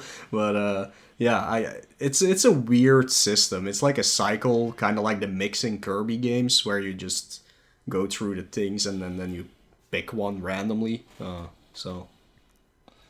Beltic, to your point, I didn't discover that until like round 4 or 5. I was almost done with the game by the time I discovered, oh wait, I can press the button and I might get a different power up here. So that was not very clear from the get-go, to say the least. Yeah, because I watched my playthrough before we started recording here, and I grabbed a piece of meat like in stage 1, and like nothing happened for like 30 seconds. Like, I just stood there like an idiot, and I was like, and then also like I hear myself say like, oh, I have to choose my power up. And I'm like, oh, that's really different compared to Bonk's Adventure, because like, you, depending on the size of the meat, like if you get a big meat, like you go straight to Screamo Bonk, and then if you get a small piece of meat, you turn into Stonehead Bonk, basically. But in this one, like when you eat a piece of meat, like you have 3 choices of Master Bonk, Hungry Bonk, and Stealth Bonk. And like, I don't know. I think I always used the one with the elf ears. That was my favorite one to play with. It's nice that they had like a distinct personality and attacks and stuff like that. Although I didn't really, I mean, like damage wise, it didn't seem like any of the characters did any more damage than the other ones. So I think at some point I just started randomizing. Whatever, hey, I'll just take that and go. Yeah, they have some unique features to them, but like for actual gameplay and defeating enemies, they're not that great. Like the Hungry Bonk, you can swallow up enemies, which actually restores your life, which is pretty cool. Also works on the bosses, by the way. Like, you can use it to regain some of your health. Really? Oh, man. That's a great feature. So that's the most useful one, I think. I don't know what the Master Bonk actually does anymore. I really don't remember. And the Stealth Bonk you basically use to open the locked doors throughout the stages that lead to extra lives or bonus stages and things like that. So that's a useful one if there happens to be a door nearby that you can enter. Dude. Oh, here we go. I put up the manual. So yeah, Hungry Bonk was the one I liked to play as. Stealth Bonk, although you can't ground Bonk, you can get into secret rooms in this mode. There are many secret rooms to try out, so that's what Stealth Bonk does. Master Bonk, in Master Mode, Bonk's bonking and jumping power is increased. You can jump way bonking the ground, a ground bonk. Jeez, Great that's name. not confusing. Will cause all enemies on the screen to take damage. Hungry Bonk, in Hungry Mode, you can bite enemies, which is even more powerful than bonking them, and you can even ground bonk. Okay, you're blowing my mind here a little bit because throughout the game there are all these doors that have these keyholes on them that looks like you can put a key in there. I didn't go into any of them because I didn't realize you could with Stealth Bomb. That would have been nice. I could have used some extra lives. I didn't know that either. I thought you needed a key. Yeah, same here. I went looking for the key. I figured out that pretty early because I happened to get the Stealth Bonk. Stealth Bonk is a weird name though for it because you're in like prison tuning. You're in a prison outfit. It's kind of weird. I think he also moves a lot slower because he's dragging around like a ball and chain. But yeah, you can use him to lockpick all those doors, and they always lead to some of the pickups, like a whole bank of them, so you can get extra lives out of that and things like that. So that's pretty nice. That'd have been so much easier. We thought that was Zombie Bonk. We didn't even realize that's what that was. It was like Prison Bonk. Holy cow. Oh my god. Yeah. Now I feel like I gotta play through the game again. My favorite Bonk though is Wounded Bonk. Because he's wrapped up like a mummy. Yes. He looks adorable. I only happened to get Mother that Bonk's one pretty if I lost the mini game. I don't know if there's other ways to actually get that one, but there's a mini game where you have to fight Zonk, I think. Mecha Bonk. Air Zonk, I think it is. It looks like Or- RoboCop, yeah. but whatever. Yeah, we call it. His name is Okay, Mecha Mecha Bonk. Bonk, the yeah, man. where you have to like push him off the screen and then you win. But if you lose, and it's a best 2 out of 3, if you lose, you end up being the mummy Bonk. And as far as I know, every single time I tied him, like neither one of us fell off the screen, the tie goes to him. You always lose the tie. Of course it does. Thank you, Retro Games. Damn you. Yeah, there's one more. The mini game was one of the most challenging parts. Yeah, I of the game, didn't actually. like it. It was real struggle Yes. to beat it. There's one more thing that Bonk can do in this game. He can actually climb on ceilings in this one. Yeah. Yeah, Once again, that's a good time. as far as I know, I have not played any other Bonk game with being able to climb, with able to teeth on the ceilings, and it's a cool mechanic. Yeah, and Bonk has some crazy core strength too because he uses his teeth to climb on the ceiling, but he doesn't hang from his teeth. His body is still up against the ceiling. He has some core strength. Let me tell you what. He's obviously been doing yoga since Bonk Adventure. Been doing a lot of something. Holy cow! Yeah, I liked that they used that mechanic too to be able to get to certain areas and to get certain power ups and beat certain enemies. I thought that was it. Definitely, there are a bunch of things that make this game feel different. That was definitely one of them. Yeah, I like his crawling too because he uses his teeth to crawl. Indeed, yeah, I forgot that he can crawl in this one as well. Yeah, the one thing that is also very different about this game is the levels are not that linear. Like, it's still the same thing. It's still left to right and get to the end, or it's a vertical stage where you have to travel upwards or downwards. But there's a lot more to explore, a lot more to find. Again, the health extension shows up in this game, but you have to find like 4 white hearts, I believe, before you even get an extra health or heart. And like getting extra lives is also made a little bit harder because it's not just an extra life you pick up, but there's like these items that you can collect, and if you get a certain amount of them, you actually do get an extra life. So it's fun to explore. Definitely if you're playing this game for the first time and casually, but I did just rush through it, to be perfectly honest. So I didn't really do all the exploring, but you can. Yeah, I beat this game in 45 minutes. Yeah, same here. It's pretty short. And that was definitely a characteristic that started with Bonk 3 on TurboGrafx 16, where it's it gave you some, you could choose kind of your own way to get through a stage. The one slight, I wouldn't say issue, but one of the things about that is that it's not the most rewarding thing. So there are some things you can go get and things, but it's not nearly as productive or rewarding than just to go find the boss as fast as you can. So that's the one drawback to it, but it does give you some options. Yeah. I'm still reading this manual, and the very last page of the manual is, "Hey, your Neanderthal with an attitude is looking pale. Put some color back into the guy with Super Game Boy. Plug your Bonk's Revenge into the Super Game Boy to rampage through the Stone Ages with a little flair and color." I'm so glad that's in the manual.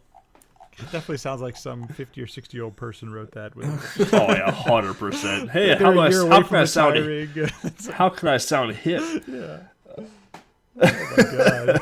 Jeez Louise.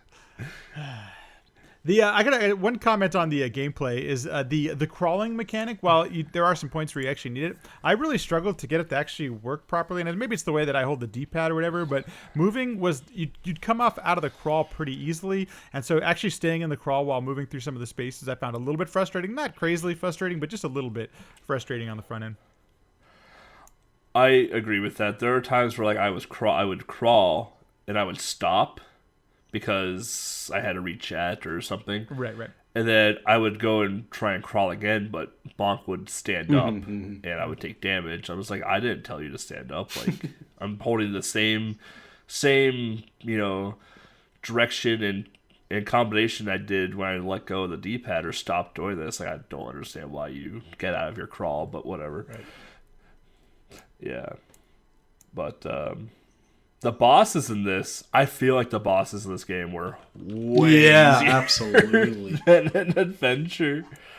Even though the hitboxes, again, were a little unknown, once you found the hitboxes, it was easy mode. Yeah, you can basically juggle every single boss in this game, and it's so much fun to do once you figured out how to do it.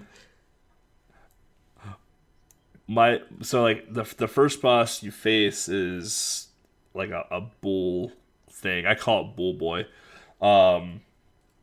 And like you can approach it like 3 different ways. My favorite thing to do was to stand in the middle of the stage and just stand on the ground and headbutt it as it got close to me. Because it couldn't hurt me. It just kept coming right at me like an idiot. It's like headbutt, goes back to the right side of the screen. Comes towards the left, headbutt, goes back to the right side. You just rinse and repeat for like the next 30 seconds. I mean, I could have jumped and did the diving headbutts and whatever else, but I was like, well, this is easy. This is just easier to do, and I'm lazy and I need to read chat. So right. And I think I one-shotted a fair amount of the bosses in this game on the casual playthrough, but it seems like every boss has some sort of cheese available to it. Absolutely. Especially the next one, which is the Hydra, which, in my opinion, I think the Hydra is the hardest of the bosses. Yeah, I agree. But still really easy. And the reason it's hard is because you have to get underneath the Hydra to hit its belly. Yeah, that's honestly the hardest part of the boss is to get in a position because its pattern doesn't really have a pattern. It kind of just floats around the screen. And if it gets a hold of Bonk, it actually eats Bonk. Like it goes into the Hydra's mouth and it chews and spits Bonk back out. So the hardest part is getting underneath the Hydra. But once you get underneath the Hydra, when you hit it into when you swim up into the stomach, the Hydra actually jumps. It goes up and backwards. So it's easy to juggle if you can get it up against a wall. Then you can just sit there and just have it bounce on your head all day and kill it. But just as a casual, like when you're going down, you hit it, you kind of have to chase sometimes. And if he gets out of position, you have to swim back up and swim back down. And like it's not a hard fight, but it definitely is the one with the most thought, I feel like, that has to be put into it. I did appreciate the variety of bosses. Like it feels like we got completely different bosses than any of the other games, which I appreciate that they went that route at least. Yeah, especially this next boss. I call it the Vampire Hunter Teenage Mutant Ninja Turtle. Because when it shows up, like it's a Teenage Mutant Ninja Turtle basically, but with like a vampire cloak and some other things, and it turns into a croissant. And it has a very similar pattern to what the bird did in Bonk's Adventure, where it goes from the top right corner to the top left corner in a U pattern. This boss was actually really hard for me to hit. Couldn't agree with you more. It's probably the boss that gave me the most amount of problems, and just figuring out where the heck its hitbox was. There's no obvious place for its hitbox. Its hitbox. Yeah, this was the one where I talked about an adventure where the bosses are tall, and they're so tall that they are the height of Bonk's jump, basically. Yes, yeah. And the hitbox for this, from what I found, is the top of the head. And to get to the top of the head is you have to jump pretty close to the boss and do like a little spin to get that diving headbutt going. It's actually a really tight hit to do. This boss, like, I still think the Hydra boss is harder than this one, just simply because the Hydra just doesn't have a pattern to it. But I think this one is the Vampire Hunter Teenage Mutant Ninja Turtle is harder than the Hydra in terms of hitting it. So, I agree, and I would say maybe it was about the 5th or 6th time that I played through this boss that I did find a little bit of cheese in there, because you can hit him repeatedly once you get a good pattern going. But and also his movements are fixed. There's not any RNG to his patterns, so that kind of helps. But finding where that is, it can take a while. Took me a bunch of deaths. I think I died 4 or 5 times.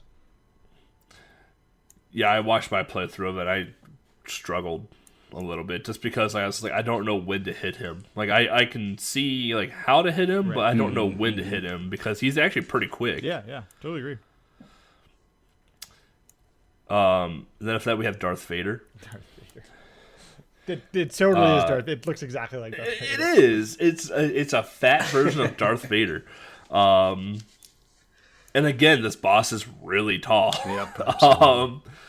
So you go into this Darth Vader fight, and it's literally Darth Vader. Like, it is a black dome-shaped enemy that when he gets close to you, swings a lightsaber. I'm not sure if this was intended, but the eyes of the Darth Vader character kind of look like some of the eyes in the characters in Airzonk. And Airzonk had already come out by the time this game was released, so I don't know if there was any sort of inspiration behind it, but it does have a little bit of that look to it. But the helmet looks exactly like Darth Vader's helmet. It's interesting. Yeah, I didn't think about that at all. Yeah. So maybe that's that they're trying to bridge, or their Airzonk was supposed to be like the hip and cool Bonk character, the Bonk character for the future. So I don't know if maybe they were trying to hint into that. Who the heck knows? Gotta wonder sometimes on these decisions. That's very true. But like at first, you think this is a hard fight because he's tall and his range is actually kind of long because he has that lightsaber. So at first you're like, wow, this fight is actually kind of hard. Because once he goes to the left side of the screen and swings, he just goes back to the right side. And he just rinses and repeats until, he gets close to you, swings, and just does the same thing over and over again. But you can actually jump over the lightsaber and do a little spin in the air and land on his head and hit him.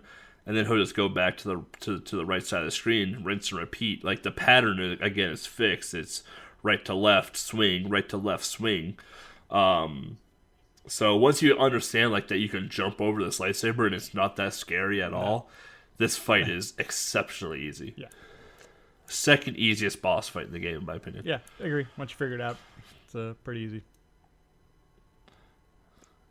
And then we have the alien from Alien 3. Yeah, that was a surprise when that one came along. All these cameos, man. It's an homage. They're not stealing. It's an homage to that. This was the easiest boss in the game, in my opinion.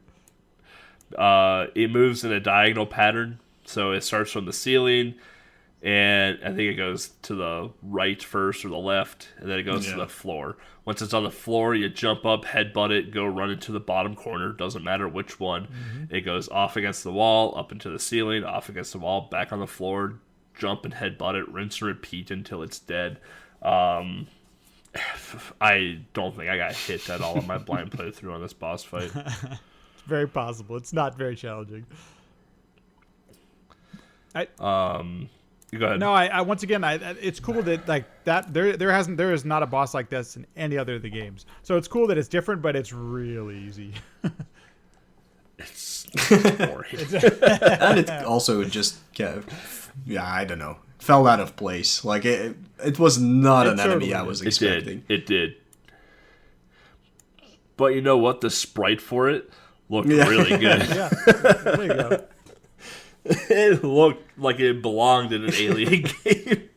It was really good. And then you have the boss rush, which it's the boss rush. Yeah, like I thought it was very interesting the way they did the boss rush actually in this game. Like we haven't really talked about the themes of the stages because it's kind of hard to actually put them into a theme. Like it doesn't really show anything that you can say, oh, this is themed to be something like that. Except for the final one with the alien fight. It's kind of like a space station or something like that. But the way they do the boss rush in this one is like they give you a little part of each of the previous stages before you head into the fight, which I thought was a pretty cool idea. It kind of reminds me of how they did Mega Man 1 or Mega Man X1, where it's not just the transporters at the end, but you actually play a little bit of the level and then you come across the bosses. I always appreciate that in those games, and it's kind of sad for Mega Man at least that after that they went into the trope of just doing the teleporters. But I really like it when you have a big level and then you come across the same bosses again. I really love that. In the original Bonk's adventure games, they just had a straight boss rush. You'd go one room to the next and be all the bosses. But starting with Revenge and on since past that, you always get to play a little bit of a stage and then you get to face the boss again, which is kind of cool. You know, because it's more a game. You're getting, and it's all new. You know, it's not the same stage. Yeah.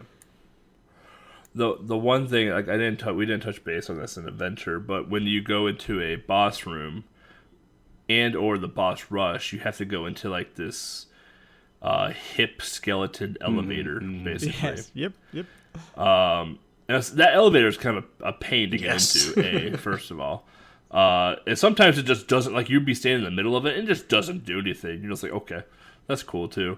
But the boss rush in Bonk's Adventure was just that, like, once you climb to the top, you hop into a skeletal elevator and you go down to your boss fight and do your thing. The one weird thing, and I noticed this with Mo's playthrough as well too, is that at the start there's a big heart that fills up your health. If you don't grab that after you beat the first boss, the boss rush, that heart's gone. Yep. Even if you don't grab it, that heart is gone.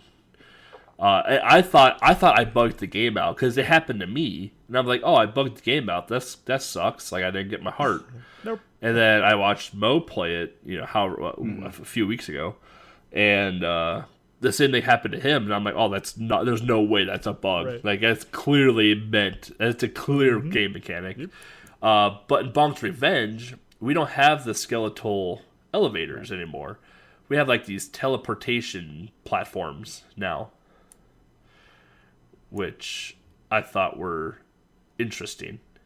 Definitely different. It definitely takes you, like, because I can't think of any other. In fact, none of the other Bonks use a teleportation platform. You know, it's almost all elevators. Always, that was like one of the characteristics of it. The thing that they do, which I think is kind of cool. Actually, I really enjoyed this playthrough of this game. And another thing that I enjoyed is, like, well, you mentioned earlier that, like, it's tough to describe what might be the theme of any round in this game. Each level does have, I guess you would say, physics or gravity is kind of different in each level. And they took that and put that back into the boss rushes as well. So sometimes there is a level where you're floaty Bonk again. There is a level where you're basically like, I guess you're like floating around completely. It's almost like you're underwater, but I think it's supposed to be you're floating in the air. So, and they took that and they put that into the boss rush stuff, which I thought was kind of cool. Yeah, now that I think about it, there's one stage that you can say, like, this is a team, and that's when you're on the terrain. Oh, that is, like, okay, it's a terrain level, okay. Oh, yeah. Right. And there's actually, in Bonk's Revenge, the original game, there is trains, but they're actually part of a bonus stage where you're supposed to power up and get extra heart pieces and all this kind of stuff. So that's what I was expecting when I played through it in this version. No, I got my ass kicked the first time through. Everything hurts me. Which again, Bonk's Revenge for the Game Boy is another. It was coded and built explicitly for the Game Boy. Like, this wasn't a port either. So, because sometimes too, like when a developer will make a game for the Game Boy, like if they're gonna have a sequel, like the first game might be an actual coded game for the Game Boy, but then the sequel comes out and it's a port from the Super Nintendo or the NES because they needed to cut cost or whatever it may be. But Bonk's Revenge for the Game Boy is also a uniquely created game explicitly for the Game Boy. So I think it's the last round. There's this stage where you're falling through the clouds and you're falling all the way down, and none of the other Bonks games have that, actually. The cloud mechanic exists in every single Bonk game, where if you touch a cloud, you bounce off it automatically. But it almost feels like the beginning of Super Mario 2 in the US version, where you're literally falling from the sky all the way down, and none of the other Bonk games have that, which is really cool. It was nice to play something different. Like, it's cool that they did that. Yeah, I didn't even realize that. Yeah, that's true. But again, like I'm stuck in these elevators. Like the elevators are just funny on Bonk because totally. it's a spinal cord as like the raised lower, and it's your hip bones as the carriage. Yes. It's just like, oh, what? Like, it's so ridiculous, but it makes sense at the same time. You know, like the vertebrae is a straight up and down, joint of bones. And the hips like look like a cradle, so you sit in it. But with Bonk's Revenge, like you talked about Air Bonk or Zonk, or what was the hip one that was supposed Air to Zonk, be? Air Zonk, which like we have Darth Vader in the game, right? And we have a lot of bosses that are. They look like they're from the future or some sort of sci-fi themed. Like Bull Boy and Hydra almost are basically robots. The Vampire Hunter Teenage Mutant Ninja Turtle, like he looks like he's something from the future.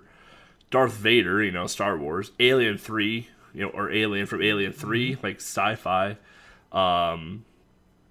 The teleportation platforms, like a lot of this is just like the hip, cool stuff of the 90s. Like, we all love Star Wars, Alien series, robots, everything that was to that. And it felt like Revenge catered a lot, like, try to pull that in a lot while still trying to keep the original, love of Bonk itself with Dinosaur Land. It definitely seems, like they were trying to meld a fair amount of things. If you get into Super Bonk, and that was on Super Nintendo, the transformations get even more weird and wild. And it kind of makes me wonder sometimes what the developers might have been on when they were creating some of these games. Because you could start to see it in this game where like you fight Robo Bonk, and you've got these things that you change into that are just... They're funny. They're wacky, so it's kind of fun. But it doesn't always seem like it's connecting or staying in the same world that Bonk originally established. Yeah. So after the boss rush, we have the King Drool 3-part fight, where in phase 1 he basically just falls down and shoots a bullet at you, and it's the slowest moving bullet in the world.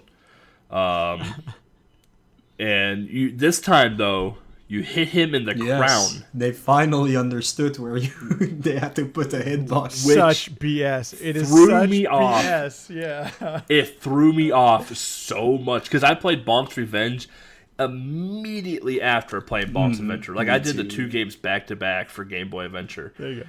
And when I got to Drool in Bonk's Revenge, I headbutted him right in the nose and took damage. And I was like, excuse me, video game? Then I hit him in the crown and did damage. I'm like, excuse me, video game? This doesn't make sense at all. Okay. So, in this time around, you hit him in the crown instead of the bridge of the nose. So, that was a nice little surprise there. So, because of the hitboxes, I actually game overed a couple of times on Drool. And by the way, that sucks when you do that, because you have to go back to the very beginning of the stage, do the whole boss rush and everything. But I kept thinking that I was missing his nose, like you would in all the other games that you play in this damn series. So, I was so frustrated. It took me forever to figure out how to crown him up. And I'm not sure why they. I mean, great, you did something that you were supposed to in the first place. But it's if you played all the other games, it's super challenging. Yeah, it was very frustrating. I was more mad at the developers than I was at the game. Oh, me too, dude. Right there with you, man. So phase 1, like, he just falls down and shoots a gun that shoots one bullet, so it's a pistol. Yeah. And you basically just jump over it and headbutt him into the crown.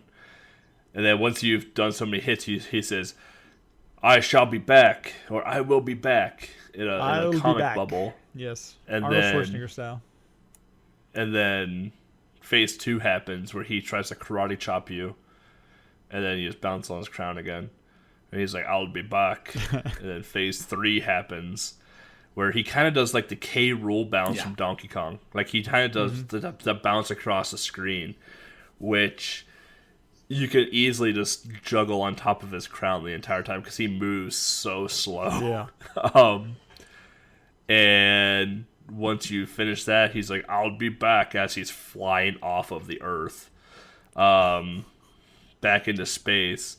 And then magically the bottom half of the world like moves up and like welds itself back to the upper hemisphere of the Earth, and that's the game.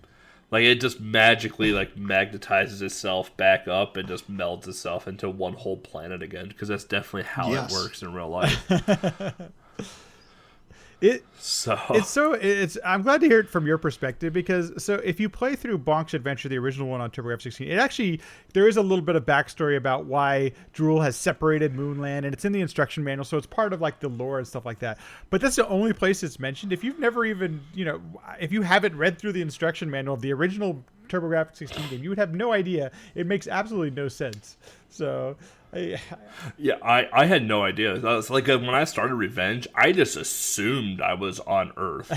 Like, I just assumed I left Moonland and came back to Dinosaur Land, and then, but plot twist, I was still on Moonland, and Drool went back to Dinosaur Land and split the Earth in half. And it's like, oh, okay, I guess I'll just hop down real quick to Earth and help out.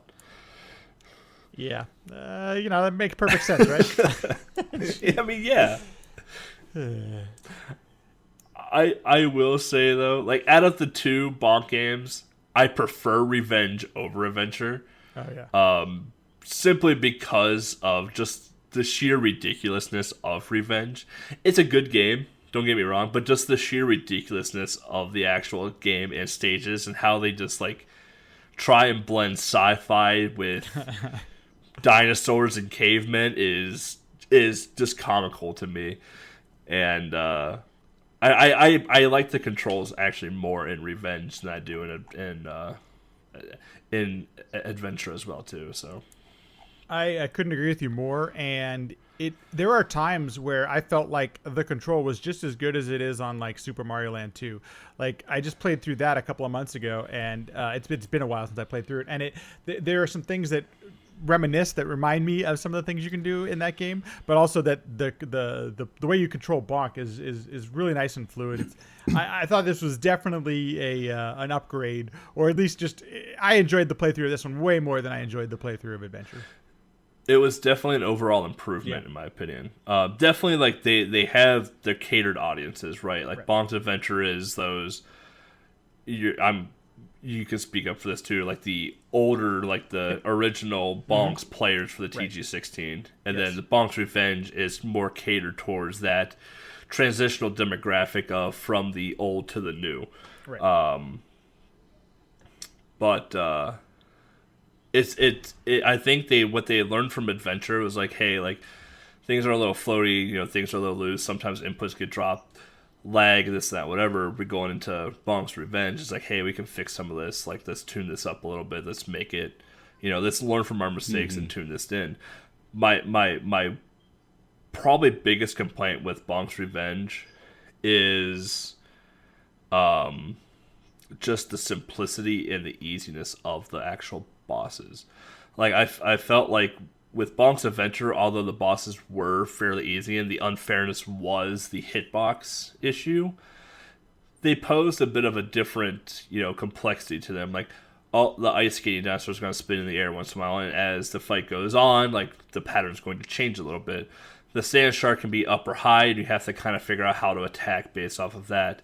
In this game, the patterns were so stagnant and static that it just felt easier than it honestly should have, at least for a game of this caliber. One of my complaints was going to be the lack of like extra heart pieces and health refills and things like that. But little did I know that I could have just transformed into one of the characters and gone in the deep. So I don't know if that's a fair complaint. But also, I would also say that the mini game kind of sucked in this one as well. It's the same thing over and over. Yeah, Mecha Bonk was hard. Yeah. And the fact that it was 2 out of 3 made it even worse. Yeah. Like if it was like 1-to-1, like if you fail you lose, if you win, and you move on, I'd probably be more okay with it. But the fact that it's 2 out of 3 falls, it's like, oh, this is like I purposely failed some of them just to get out of there. Yeah. I don't blame you. I don't really know which one is my favorite. The controls in Revenge are definitely the better ones. So it's easier or more comfortable to play Bonk's Revenge, but I do like the stage design of Adventure a lot more. I like this game to be a little bit more linear, especially because I think because there weren't really teams in this one for each stage, that they all felt like kind of the same-ish, and I didn't feel the need to explore because I just wanted to get through them as fast as possible. But yeah, the boss fights in Revenge are easier, which is better, but they're also more boring, so that is not better. So yeah. Both of the games have something that I really like about them for me, but they also have something that I absolutely do not want to see in the game. So I can't really pick a favorite, but I'm leaning towards Adventure, actually, more. I know. I mean, it's still a solid game. Like I like Adventure. It took me a bit to appreciate the Bonk series because I didn't grow up with Bonk at all. Like I didn't start playing Bonk until I was in my 20s and 30s. And the first Bonk game I played was Adventure and Revenge for the Game Boy. And then when I first played them, like, I didn't like them. I'm like, these games suck. Like I don't understand like why people would like these. But then I went and played the TurboGrafx 16 and the NES version before the podcast, or for this podcast. And the NES version sucks. I don't like that one either.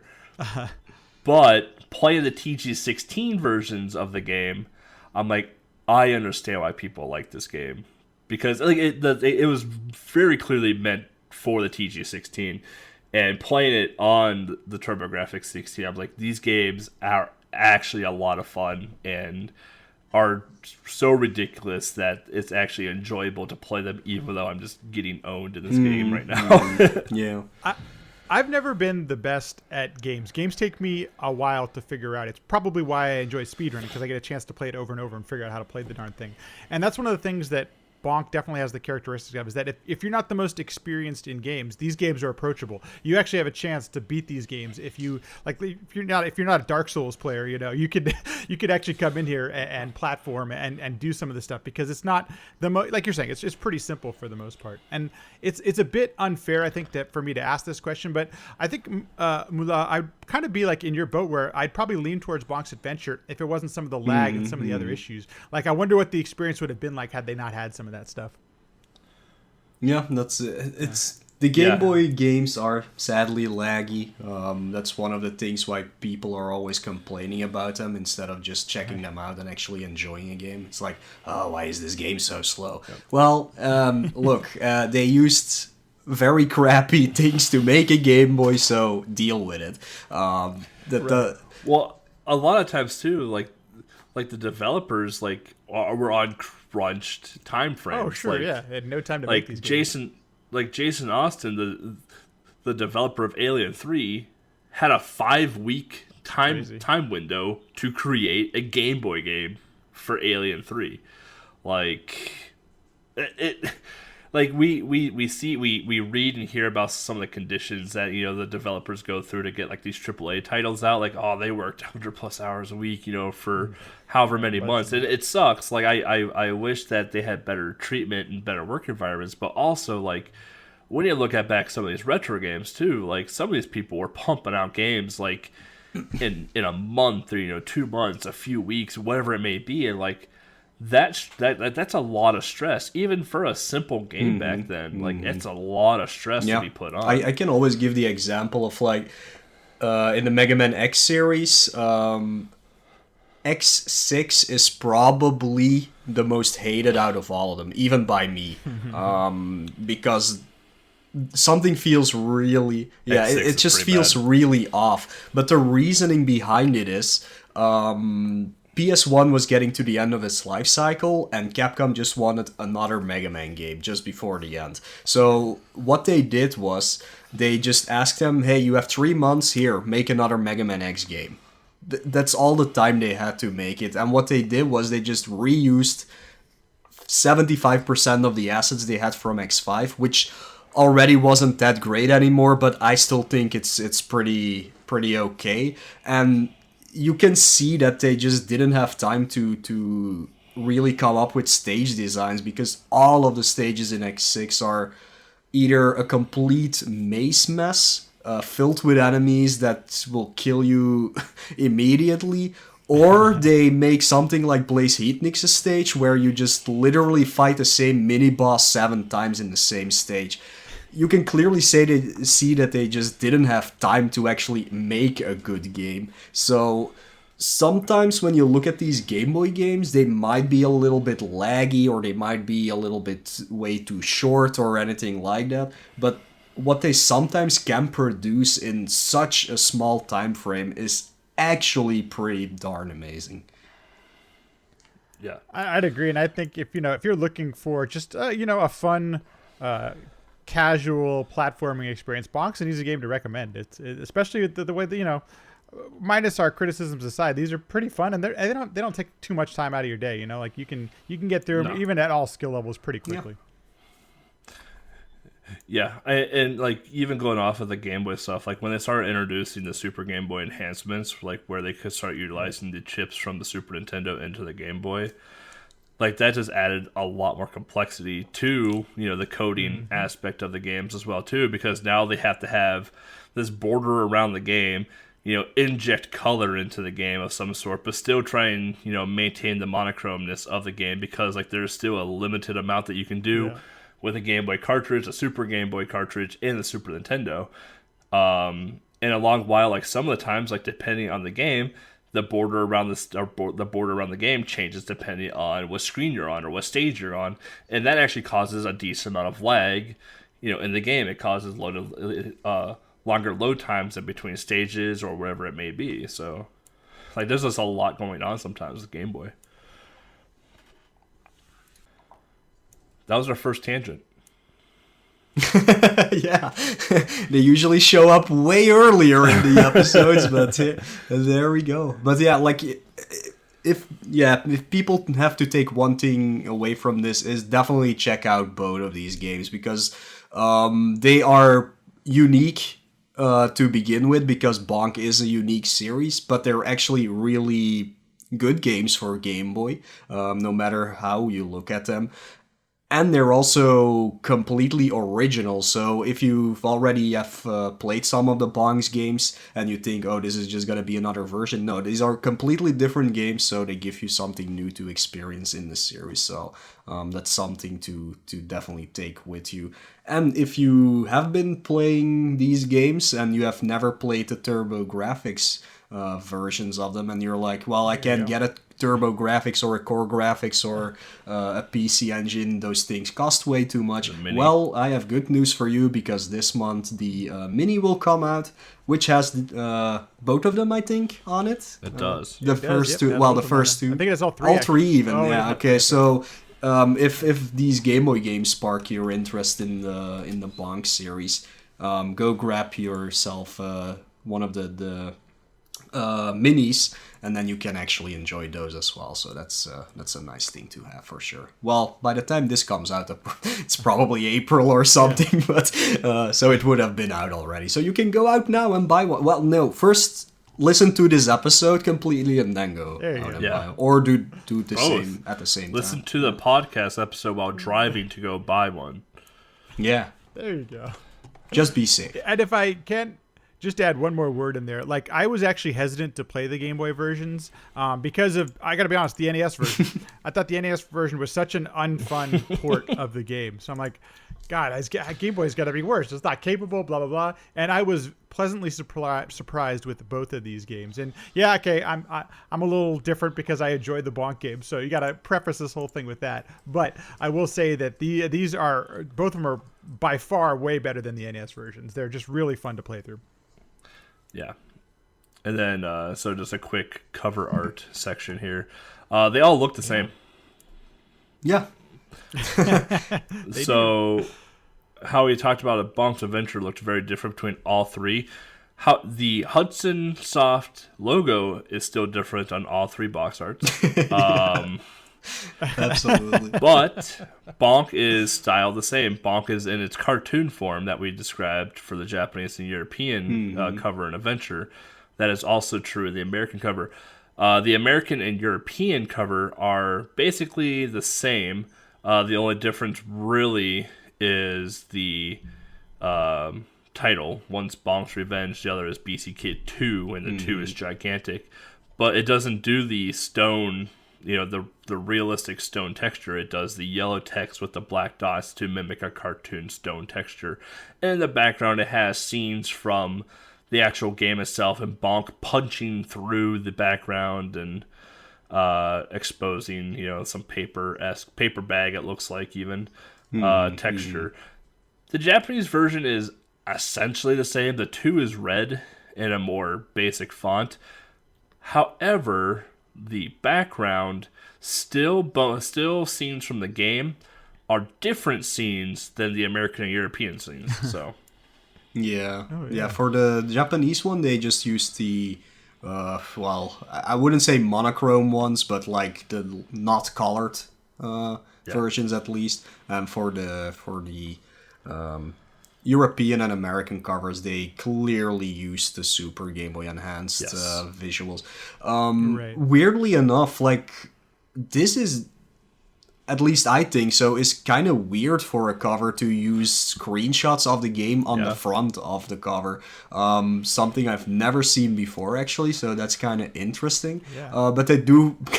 I mean, the Japanese one came out first, and like in the previous one, they used real-life articles as a background.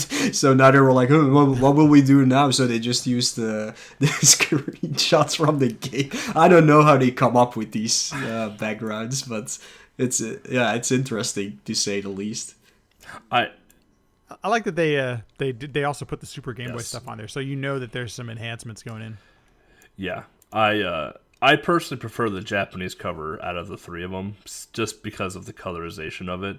I don't like deep dark colors like what the American and European box art brought, but I like the very light and almost pastel-y saturated colors that the Japanese box art brought to this. It makes things stand out more, because when they're with the darker colors and with Bonk's Revenge and BC Kid 2 where they are, like, I get that the boxes for us are more square than rectangle, but the title covers up a lot of what is to be desired, and the coloring is really dark and almost a little too colorized, where everything kind of starts to blend together a little bit, because everything has such harsh outlines literally everywhere throughout the actual cover, versus the Japanese box art where things are a bit more saturated, and with the screenshots not utilizing the Super Game Boy screenshots, it's actually more utilizing that monochrome saturated look of a Game Boy that you'd play on a Super Game Boy. Bonk actually stands out a lot more, in the foreground compared to the other two. So it's kind of an interesting choice that they chose this character art for the US version. So in Bonk's Adventure on TurboGrafx 16, the game is identical to the PC Engine version. The American and Japanese version are identical, minus the points, because they're changing languages. But in Bonk's Revenge on the PC Engine and TurboGrafx 16, they actually changed the entire character sprite for some of its powered up animations, and the box art reflected that, which I thought was really interesting. So we got a different looking Bonk here in the States than Japan did, and so it's interesting that they used the Japan version for the US version of the box art, because that's not something we had really seen up to this point, and I think that's kind of cool that they included. But it's interesting to note that we got the Japan version out here, which is kind of interesting. So yeah. Trivia. LattMackey already covers all of our trivia. Yeah. We're good with that now. General reception. I actually couldn't find a ton about this, but I would assume it had probably a very similar reception to that of Adventure, at least in Japan. I couldn't tell you how well it fared in the Western demographic, because 1994 we started getting Zelda, Super Nintendo stuff, right? So in the Western hemisphere, in the Western demographic rather, we were more into that in 1994 than we were probably Bonk at this point. So, because in 94 we started getting we had Super Mario World out. We had, I think, A Link to the Past, maybe. Hard to say. I don't know release dates of Super Nintendo games. A Link to the Past was out in 1991. So 94 was probably almost semi towards the end of the Super Nintendo life cycle, even. Yeah. I'm going to guess that the sales of Bonk's Adventure, at least here in the States, was much better than the Revenge, just based on the price on trying to find them nowadays. The Revenge cart goes for twice as much as the Adventure. And a lot of that, too, might be because of the cover art, because Bonk's Adventure did look, more Americanized than, Bonk's Revenge. Bonk's Revenge looked more cartoony and more childish than Adventure did. And I know, me growing up, because we didn't have the internet growing up, we as in the three of us relied on magazines and word of mouth, and a lot of times we bought a game based off of how cool the cover looked. It was like, oh, this thing is sweet, like this Rambo there shooting guns and and this and that, whatever. And then we look at Bonk's Revenge and it's this cartoon childish looking game. It's like, well, I'm a 10-year-old kid, I don't want no child game. I'm a grown child. I want violence and blood and death, So there's a chance that we just looked at it no, we're gonna go get something else. So true. It's always tough to put yourself back in 8-year-old, 10-year-old mind going to Toys R Us or whatever. Yeah. It really is, because it's nowadays I'm just I don't care what that cover looks like. I don't even care what the graphics look like, as long as it's fun. But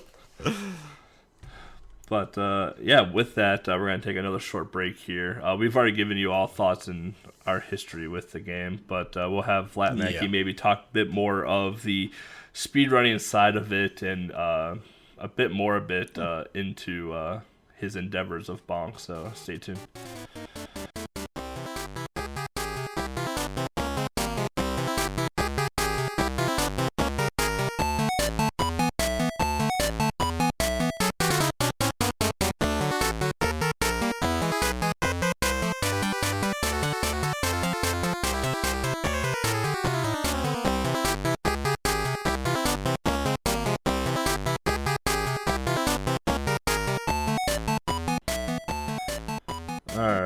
Welcome back, everybody. So yeah, like I said, we're gonna just Mo and I kind of gave you thoughts in history, and so did LattMackey throughout the episode already, depending on which game we touched on. But like normal, like we don't focus heavily on speedrunning in this podcast, but we do have LattMackey, who is an expert at Bonk. You know, runs all sorts of different versions of it. So just focusing on Game Boy, like with the speedrunning. Like, what's the barrier to entry for speedrunning this game? Like, if I were brand new to speedrunning, like, how long would it take me to get into a quote-unquote competitive time? Or if I was experienced in platformers, like, how easy is it for me to go from, you know, Super Mario Land to Bonk's Adventure? So this is actually a pretty easy game to recommend if you were going to try speedrunning. Maybe this is like one of your first few games you've ever tried to speedrun. And the reason I say that is because there's no game-breaking glitches or clips or any of that kind of stuff that you have to learn where it's, oh, I need to be on a specific pixel or a specific frame, anything like that. It's pure execution. There are a couple of things that you do need to know, like we talked about in Bonk's Adventure, jumping over the bridge and just remembering to jump over the bridge so you could do a skip in the game. But that's one of the kind of the interesting things as far as the speed run goes of this, is that the only barrier to entry is how much time you want to put into it. It's the way you're going to get better at this game is if you put in the reps and the time. And you know, thankfully we have access to some different ways to do save states and things like that, so you could practice. The boss fights are really where you're going to want to spend the most time. It's where I spent the most time when I was learning it. And I only say that once really because of learning what the timing and how you're going to be approaching the bosses with those ridiculous hitboxes. The platforming itself is pretty straightforward. The routing isn't varied very much. There's a couple of runners take slightly different path variations, more so in Revenge than in Adventure, but the actual time really comes down to how you're going to perform against the bosses. So you want to spend the most time practicing that and trying to get the best times you can through the bosses. Yeah, I remember when Bangera started doing Game Boy Monthly. I don't know if this was the first game or that I picked it because I won the first. Was Windy Every Which Way, and that game was a lot of fun. Right? But... Yeah. So I had to, you know, I had to pick a game, and I was just looking for. Back then on speedrun.com with the Game Boy games, there weren't that many on the list, and I saw this game and I was like, oh, this looks fun and interesting. It's only like a 20-minute run or something back then.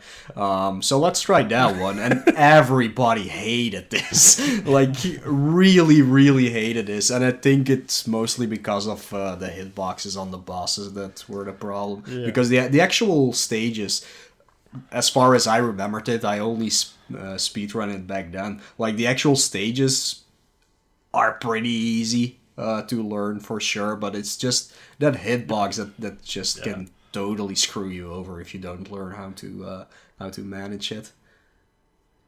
If you don't have access to save states, one of the nice things that the Game Boy games offer that the PC Engine and TurboGrafx games do not is a stage select code, so you can actually practice individual stages. It's one of those little quality of life things if you do decide to go down the speed running hole, type of thing. So that's kind of nice that you have access to that. The transition from Adventure to Revenge we talked about is different because of the controls and whatnot.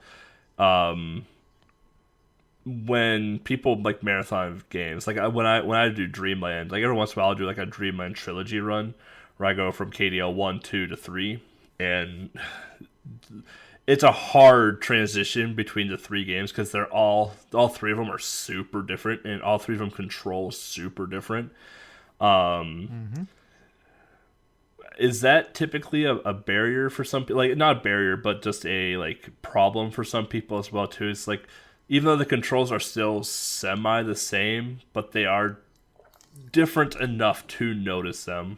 Like, if you were to do a back-to-back, like a marathon run of the Bonk series for Game Boy, like transitioning into Bonk's Revenge, would that cause any type of like, oh, I messed up for like the first minute of the game because the controls are a little bit different than Adventure? It definitely can, and it's not, if you're prepared for it, you can overcome it. But and I would also say that it's nice that Revenge and Adventure are kind of forgiving in the platforming, so it's not it won't destroy you on time wise, but it definitely can affect you. I have a good example of this. If Great John right now is the world record holder in Bonk's 1, 2, and 3 on PC Engine TurboGrafx-16. We were racing it at AGDQ, and I had been spending some more time with Revenge than he had. So when we got, he blew me away in the adventure, and when we got to Revenge, I was destroying him just because he had to take that first, stage and a half, 2 stages to get comfortable with the controls again. And even then, you're not completely remembering how it works. So like when you get to the end stage, it can really screw you up because some of the bosses take some really specific timing. It's the same thing in this game as well. So it's if you practice for it, but it is, on the flip side of it, these games are so short. Yeah. It's actually a really great marathon type of thing to do. Like, you can get the speedrun gets down to under 20 minutes for both these games. So you can get in a couple of runs. Because there's a few series I've marathoned. I've done the KDL trilogy, like most KDL or most Dreamland runners have done. But I've done the Shin-Chan marathon, where I've done all 5 Shin-Chan games on Game Boy in a marathon setting in a marathon. But the games are cool. Are very different in that as well too, because you go from Shin 1 to Shin 2, like conceptually they're the same game, but the control wise, like Shin 1 is floatier than Shin 2. Then you go to Shin 3, which is a mini game, and then you go from Shin 3 to Shin 4, which is an actual full on platformer with power ups, and then you go from Shin 4 to Shin 5, which is another mini game. It takes a lot to like transition with that, because like there's the various different genres in that. So I've always applaud people that like take a series and like just do like a marathon run of it, like whether if it's Bonk doing all 3 runs in a row for the TurboGrafx-16, or doing like Castlevania 1 through 3 trilogy runs or things like that, because like it takes a certain mindset and skill set to be able to adapt and transition so quickly between the games. So. And I would say for Bonk on Game Boy, thankfully it's not crazy different between them. They have different mechanics that you get to experience throughout the playthrough of the game. That thankfully I would think it'd be pretty easy to move between one or the other without having to completely destroy the beginning of your Bonk's Revenge game playthrough or whatever. Yeah, like Okay. We put Bonk in the previous Tiny 10, right? Yes. Yeah, in Tiny 10 we put Bonk's Adventure in, and I was afraid of doing that because like the history we had with it with the Game Boy Monthly thing, but people actually really enjoyed that game. Once they sucked it up and actually really glad to hear that. Yeah. I was one of those people. I was definitely hesitant about it just because of some of the previous experiences. But once you get into it, it's like I said, it's enjoyable. It's super playable. And then as you're speedrunning the game, as much as the hitboxes suck, they actually become kind of, oh man, this is a challenge that I have to overcome. So it's a good thing to looking at speedrun.com right now too. Just looking at the leaderboards, I'm looking at Bonk's Revenge Game Boy leaderboard right now. There's only 1 run on it. So. MIG JMZ with a 1941 1 year ago. The more impressive leaderboard is Bonk's Adventure for the Game Boy. The world record holder is Jorf, and that record is 4 years 4 years old. Amazing. Second place is 10 years old. Third place is 3 years old. Like, these are old runs that are really hard to touch.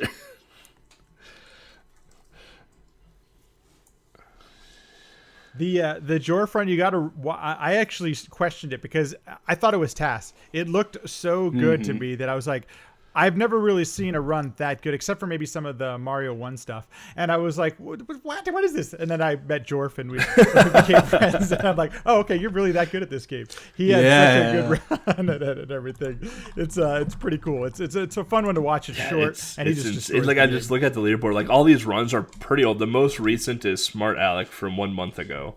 And Gygas 3 months ago. But these runs are really old. Just looking at them, like Moe's on there even 3 years ago. Yeah, that was the run. Yeah, I never from the Game Boy Monthly. Bad. Yeah. Yeah, well, one of the reasons I picked up one of the reasons I picked up this game too was because I'm like, oh, dude, that's like a free medal. I got to be able to get top 3 on this game. And then I started playing. I'm like, oh, these damn bosses. This is gonna be the death of me. So I was like, I'm like that right now. So like, I'm learning pushing Metal Gear NES right now, and that record is like 6 years old, and I'm like, I'm gonna take down this record, and like watching the person's run and then like trying to mimic. I'm like, oh, this is hard. I'm like, wow, this guy is super good at Metal Gear. So, yeah, it'd be interesting to see someone take down Jorf though. Like that's one of the oldest Game Boy records. Don't see it that happening I've soon, seen. at least. So, yeah, absolutely. Like, I would imagine that something game breaking would have to be discovered because, first of all, he didn't grind the game for very long, which pisses me off. But it's so well executed, and that, as I mentioned, that's really what it's going to take to speedrun this game is the execution. So you never say never, of course not, but something I think we'd have to discover something to. We were like unless we were somebody like that just with grinded this, KDL in and because out. we got to the point with Dreamland 1 where we're just like, okay, 11 1x, like high 11 1x is going to be the limit, like an 1117 or 1118. Like there's no way human possible anyone can get below that. And then Speedman found an RNG manipulation for the entire game from the time you press start to the end of the game, and he has a sub 11 time, and it's like, whoa. All right, like you literally just destroyed my sum of bests with your run. So, yeah, one thing. The nice thing about Go ahead. Oh, go ahead, Mo. No, you can. You're still talking on top. I was just gonna say the nice thing about actually having a leaderboard is more people playing the game. You tend to find new stuff, but being that the game, it's still not as widespread as Kirby's Dream Land. I mean, you have a really large leaderboard, so you have people playing the game in all these different ways. You can discover some of this stuff. As a moderator, it's unfortunate sometimes. Well, that's a good point too. Yeah. Oh yeah.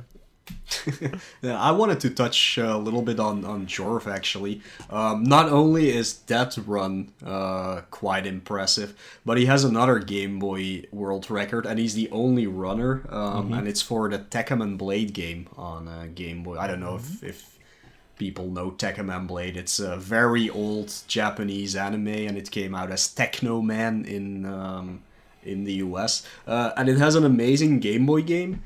But that game is incredibly hard just to even play. Like, I haven't been able to beat it because it's so hard. And Jorf is the only person who has ever speedrun this. And it's so impressively technical. You just have to see it, and you can't believe that a person is actually doing what he is doing. So he has a thing for like doing very technical stuff for games that nobody else would even be able to touch. So it's incredible. Like that run, it's 8 minutes and 34 seconds for that entire game. The best way to describe Tekkaman Blade for the Game Boy is think of Strider. Basically, think of Strider on NES with a little bit of Ninja Gaiden Shadow mixed in there. It's a I found this run just randomly because I was just browsing through speedrun.com and I was like, oh, it's a 2-year-old record. I'm gonna try it out. I didn't get past stage 2. This game is exceptionally difficult. Yeah, that's. I can't get past it either. Well, and it's only 5 stages, I believe, or something like that. So yeah. I've never played the game still, but I'd never heard of it until I watched his run, and that's the kind of runner he is. He has some skills and he has the drive to do it. It's a really impressive run, and I don't even know anything about the game, so I agree with you. Do yourself a favor and watch the run. It's only 10 minutes or 8 minutes, whatever it is. It's pretty easy. Jeez, I'm watching it now, and I'm holy cow. Yeah, it's Jorf, dude, what are you doing? I wish we had more runners like that for Game Boy. Cool. Yeah, that would be very great. Yeah. You guys want to talk about anything else when speedrunning Bonk? You have to shave your head whenever you speedrun it too. You gotta look like Bonk. You gotta feel the Bonk. Be the Bonk. Be the Bonk. Somebody was asking me, Bonk's Adventure was at AGDQ this year, and chat was asking me if I should dress up for it, and I'm like, no, I'm not. Who wants to wear that? Just no. Oh, man. Do we have listener questions, Mo? No one ever We do talks not. in Discord. There are no questions at all. So, yeah. I'm not going to do a break here. We're just going to dive right into the outro, so... If that's cool with you guys. Yeah. Sweet. All right. So, as always, if you guys have any feedback, thoughts, concerns, positives, if you guys want to leave a 5-star review on Apple iTunes podcast stuff so we can start getting ranked, that'd be fantastic. Definitely not trying to sell out that at all. I want to give a big thank you to LattMackey for joining us on the podcast today. You are our second unique special guest that we've had. So, and it's been amazing to have you. I've learned a lot about Bonk. So, I'm glad to have some sort of useless knowledge there. Be able to... No, but on a personal, guys, thanks for inviting me to do this. I have been a longtime listener of the podcast. I wasn't here when you guys started, but it didn't take too many episodes for me to subscribe and really enjoy and give games a try that I would have never thought otherwise. And so I appreciate that. It's kind of cool. One of the things that's nice about the Game Boy library is that there is a lot, for me at least, I had a Game Boy as a kid, and there's still so many unexplored titles that I didn't get a chance to play or even experience. And because of your podcast, I've been able, I've taken I've tried some things out that I might not have otherwise. And so I really appreciate what you guys do. I listen, I get a little bit behind sometimes, so I'll have to binge listen to a couple episodes, which is great. I don't have a commute anymore for my day job, so that's usually when I listen to podcasts. But I really thanks for having me, and I really do. I love the podcast. Keep doing it; it's great. So yeah, it's super nice to hear. Very nice to hear. Yeah, especially hearing that's like this definitely inspires you to check out some of these games, because that's literally why we started doing this podcast, because there's so many Game Boy games out there that nobody has ever heard of, and people always go to the normal things like the Mario Lands or something like that. So it's great that we can provide some entertainment while also going in depth about a like game that that nobody has ever heard of before. And people, like true. But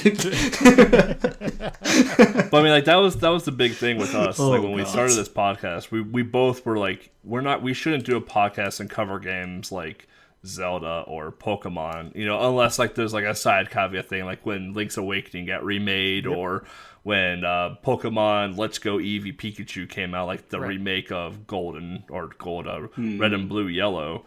We're just like, we shouldn't do those games unless maybe it's a light, or if we get an interview or something for it. Like there's so many like obscure Game Boy games and obscure components to the Game Boy that no one knows about, or the very, very small percentage of the retro community or retro gaming community or speedrunning community even know about. It's like, let's expose some of this and tell people like, hey, like the unknown isn't all bad. Like there is some good out there as well. So like, even though like we do critique games as well too, like we give the pros and the cons and basically let people, decide on their own, like, hey, is this a game I kind of want to check out? Sometimes we'll flat out tell you, hey, this game sucks, don't even play it. But, but maybe it is a game for you, and we just didn't like it. That's just how opinions work. But, well, needless to say, I always like learning about new stuff, and you guys obviously do your research, so it's. If you have any sort of affinity for retro games in general, I think that's probably why I enjoyed the podcast in the first place, because I wouldn't say I was a diehard Game Boy person, and I still don't think I am, but I really enjoy listening to you guys with your episodes. I'm like, that sounds super interesting. That's a good one too.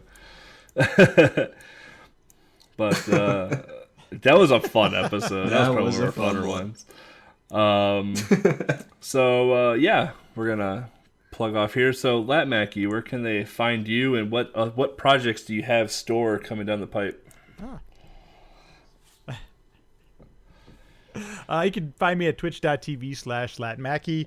I'm also LattMackey on Twitter, so if you want to hang out there as well, it's probably my more active. I'm not a big social media person, but I've tried to be a little bit more active on social media if I can, because there actually is, admittedly, there's a lot of trash on Twitter. You actually can find some interesting conversations about games and stuff like that. There's a lot of trash. I would say the majority is trash, but occasionally you get some really interesting conversations going on about retro games and stuff like that. But as far as my channel goes, I stream late at night in California.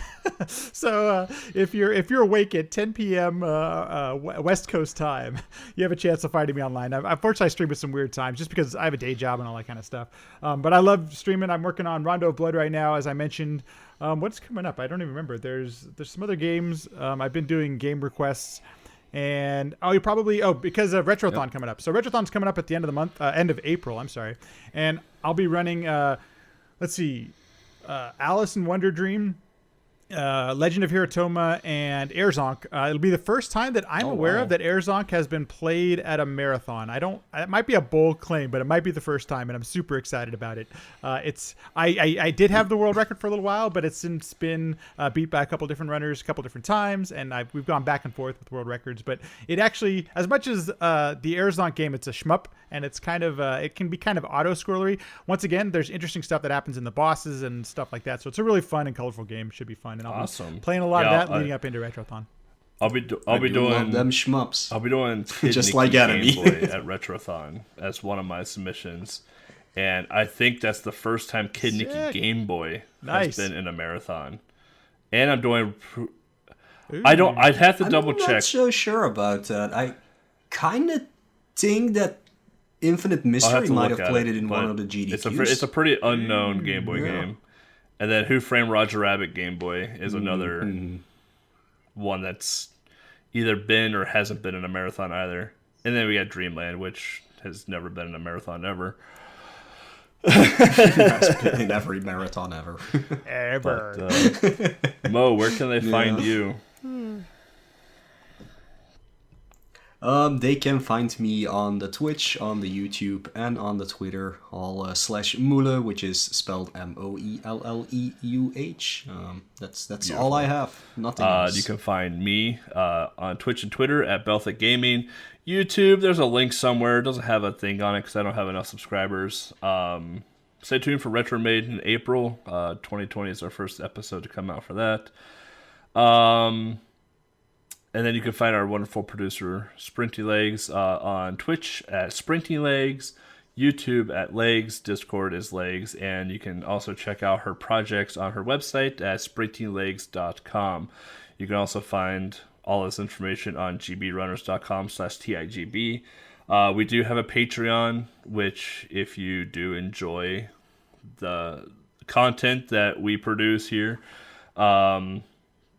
please do. Like, there's some rewards where you can see notes and have special privileges in Discord and things of a sort. And at $20 a month, we're going to be doing live streams of the episodes.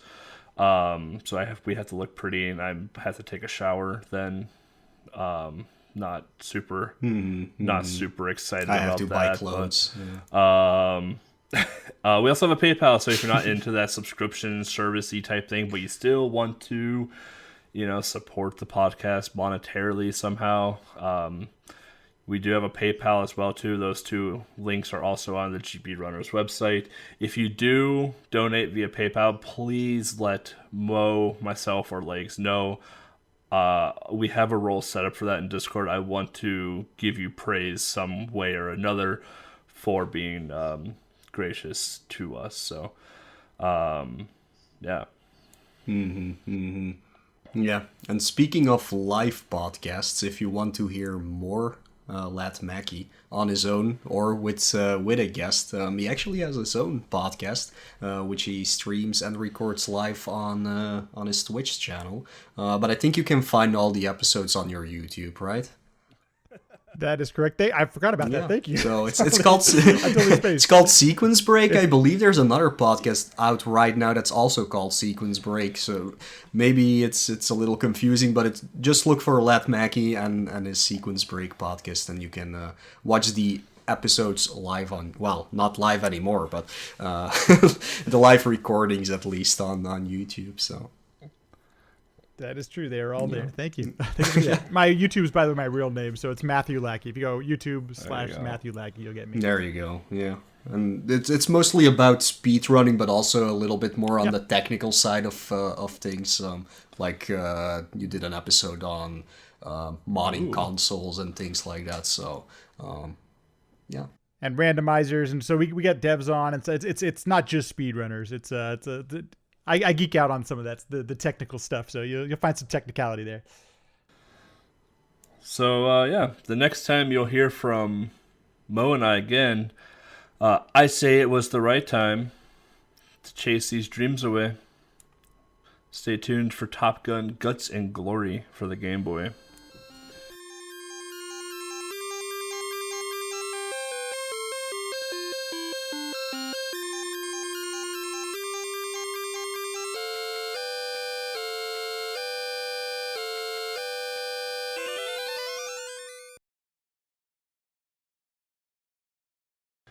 Don't you know, bonk it up. You've got to bonk it up. Don't you know, bonk it up. You've got to bonk it up.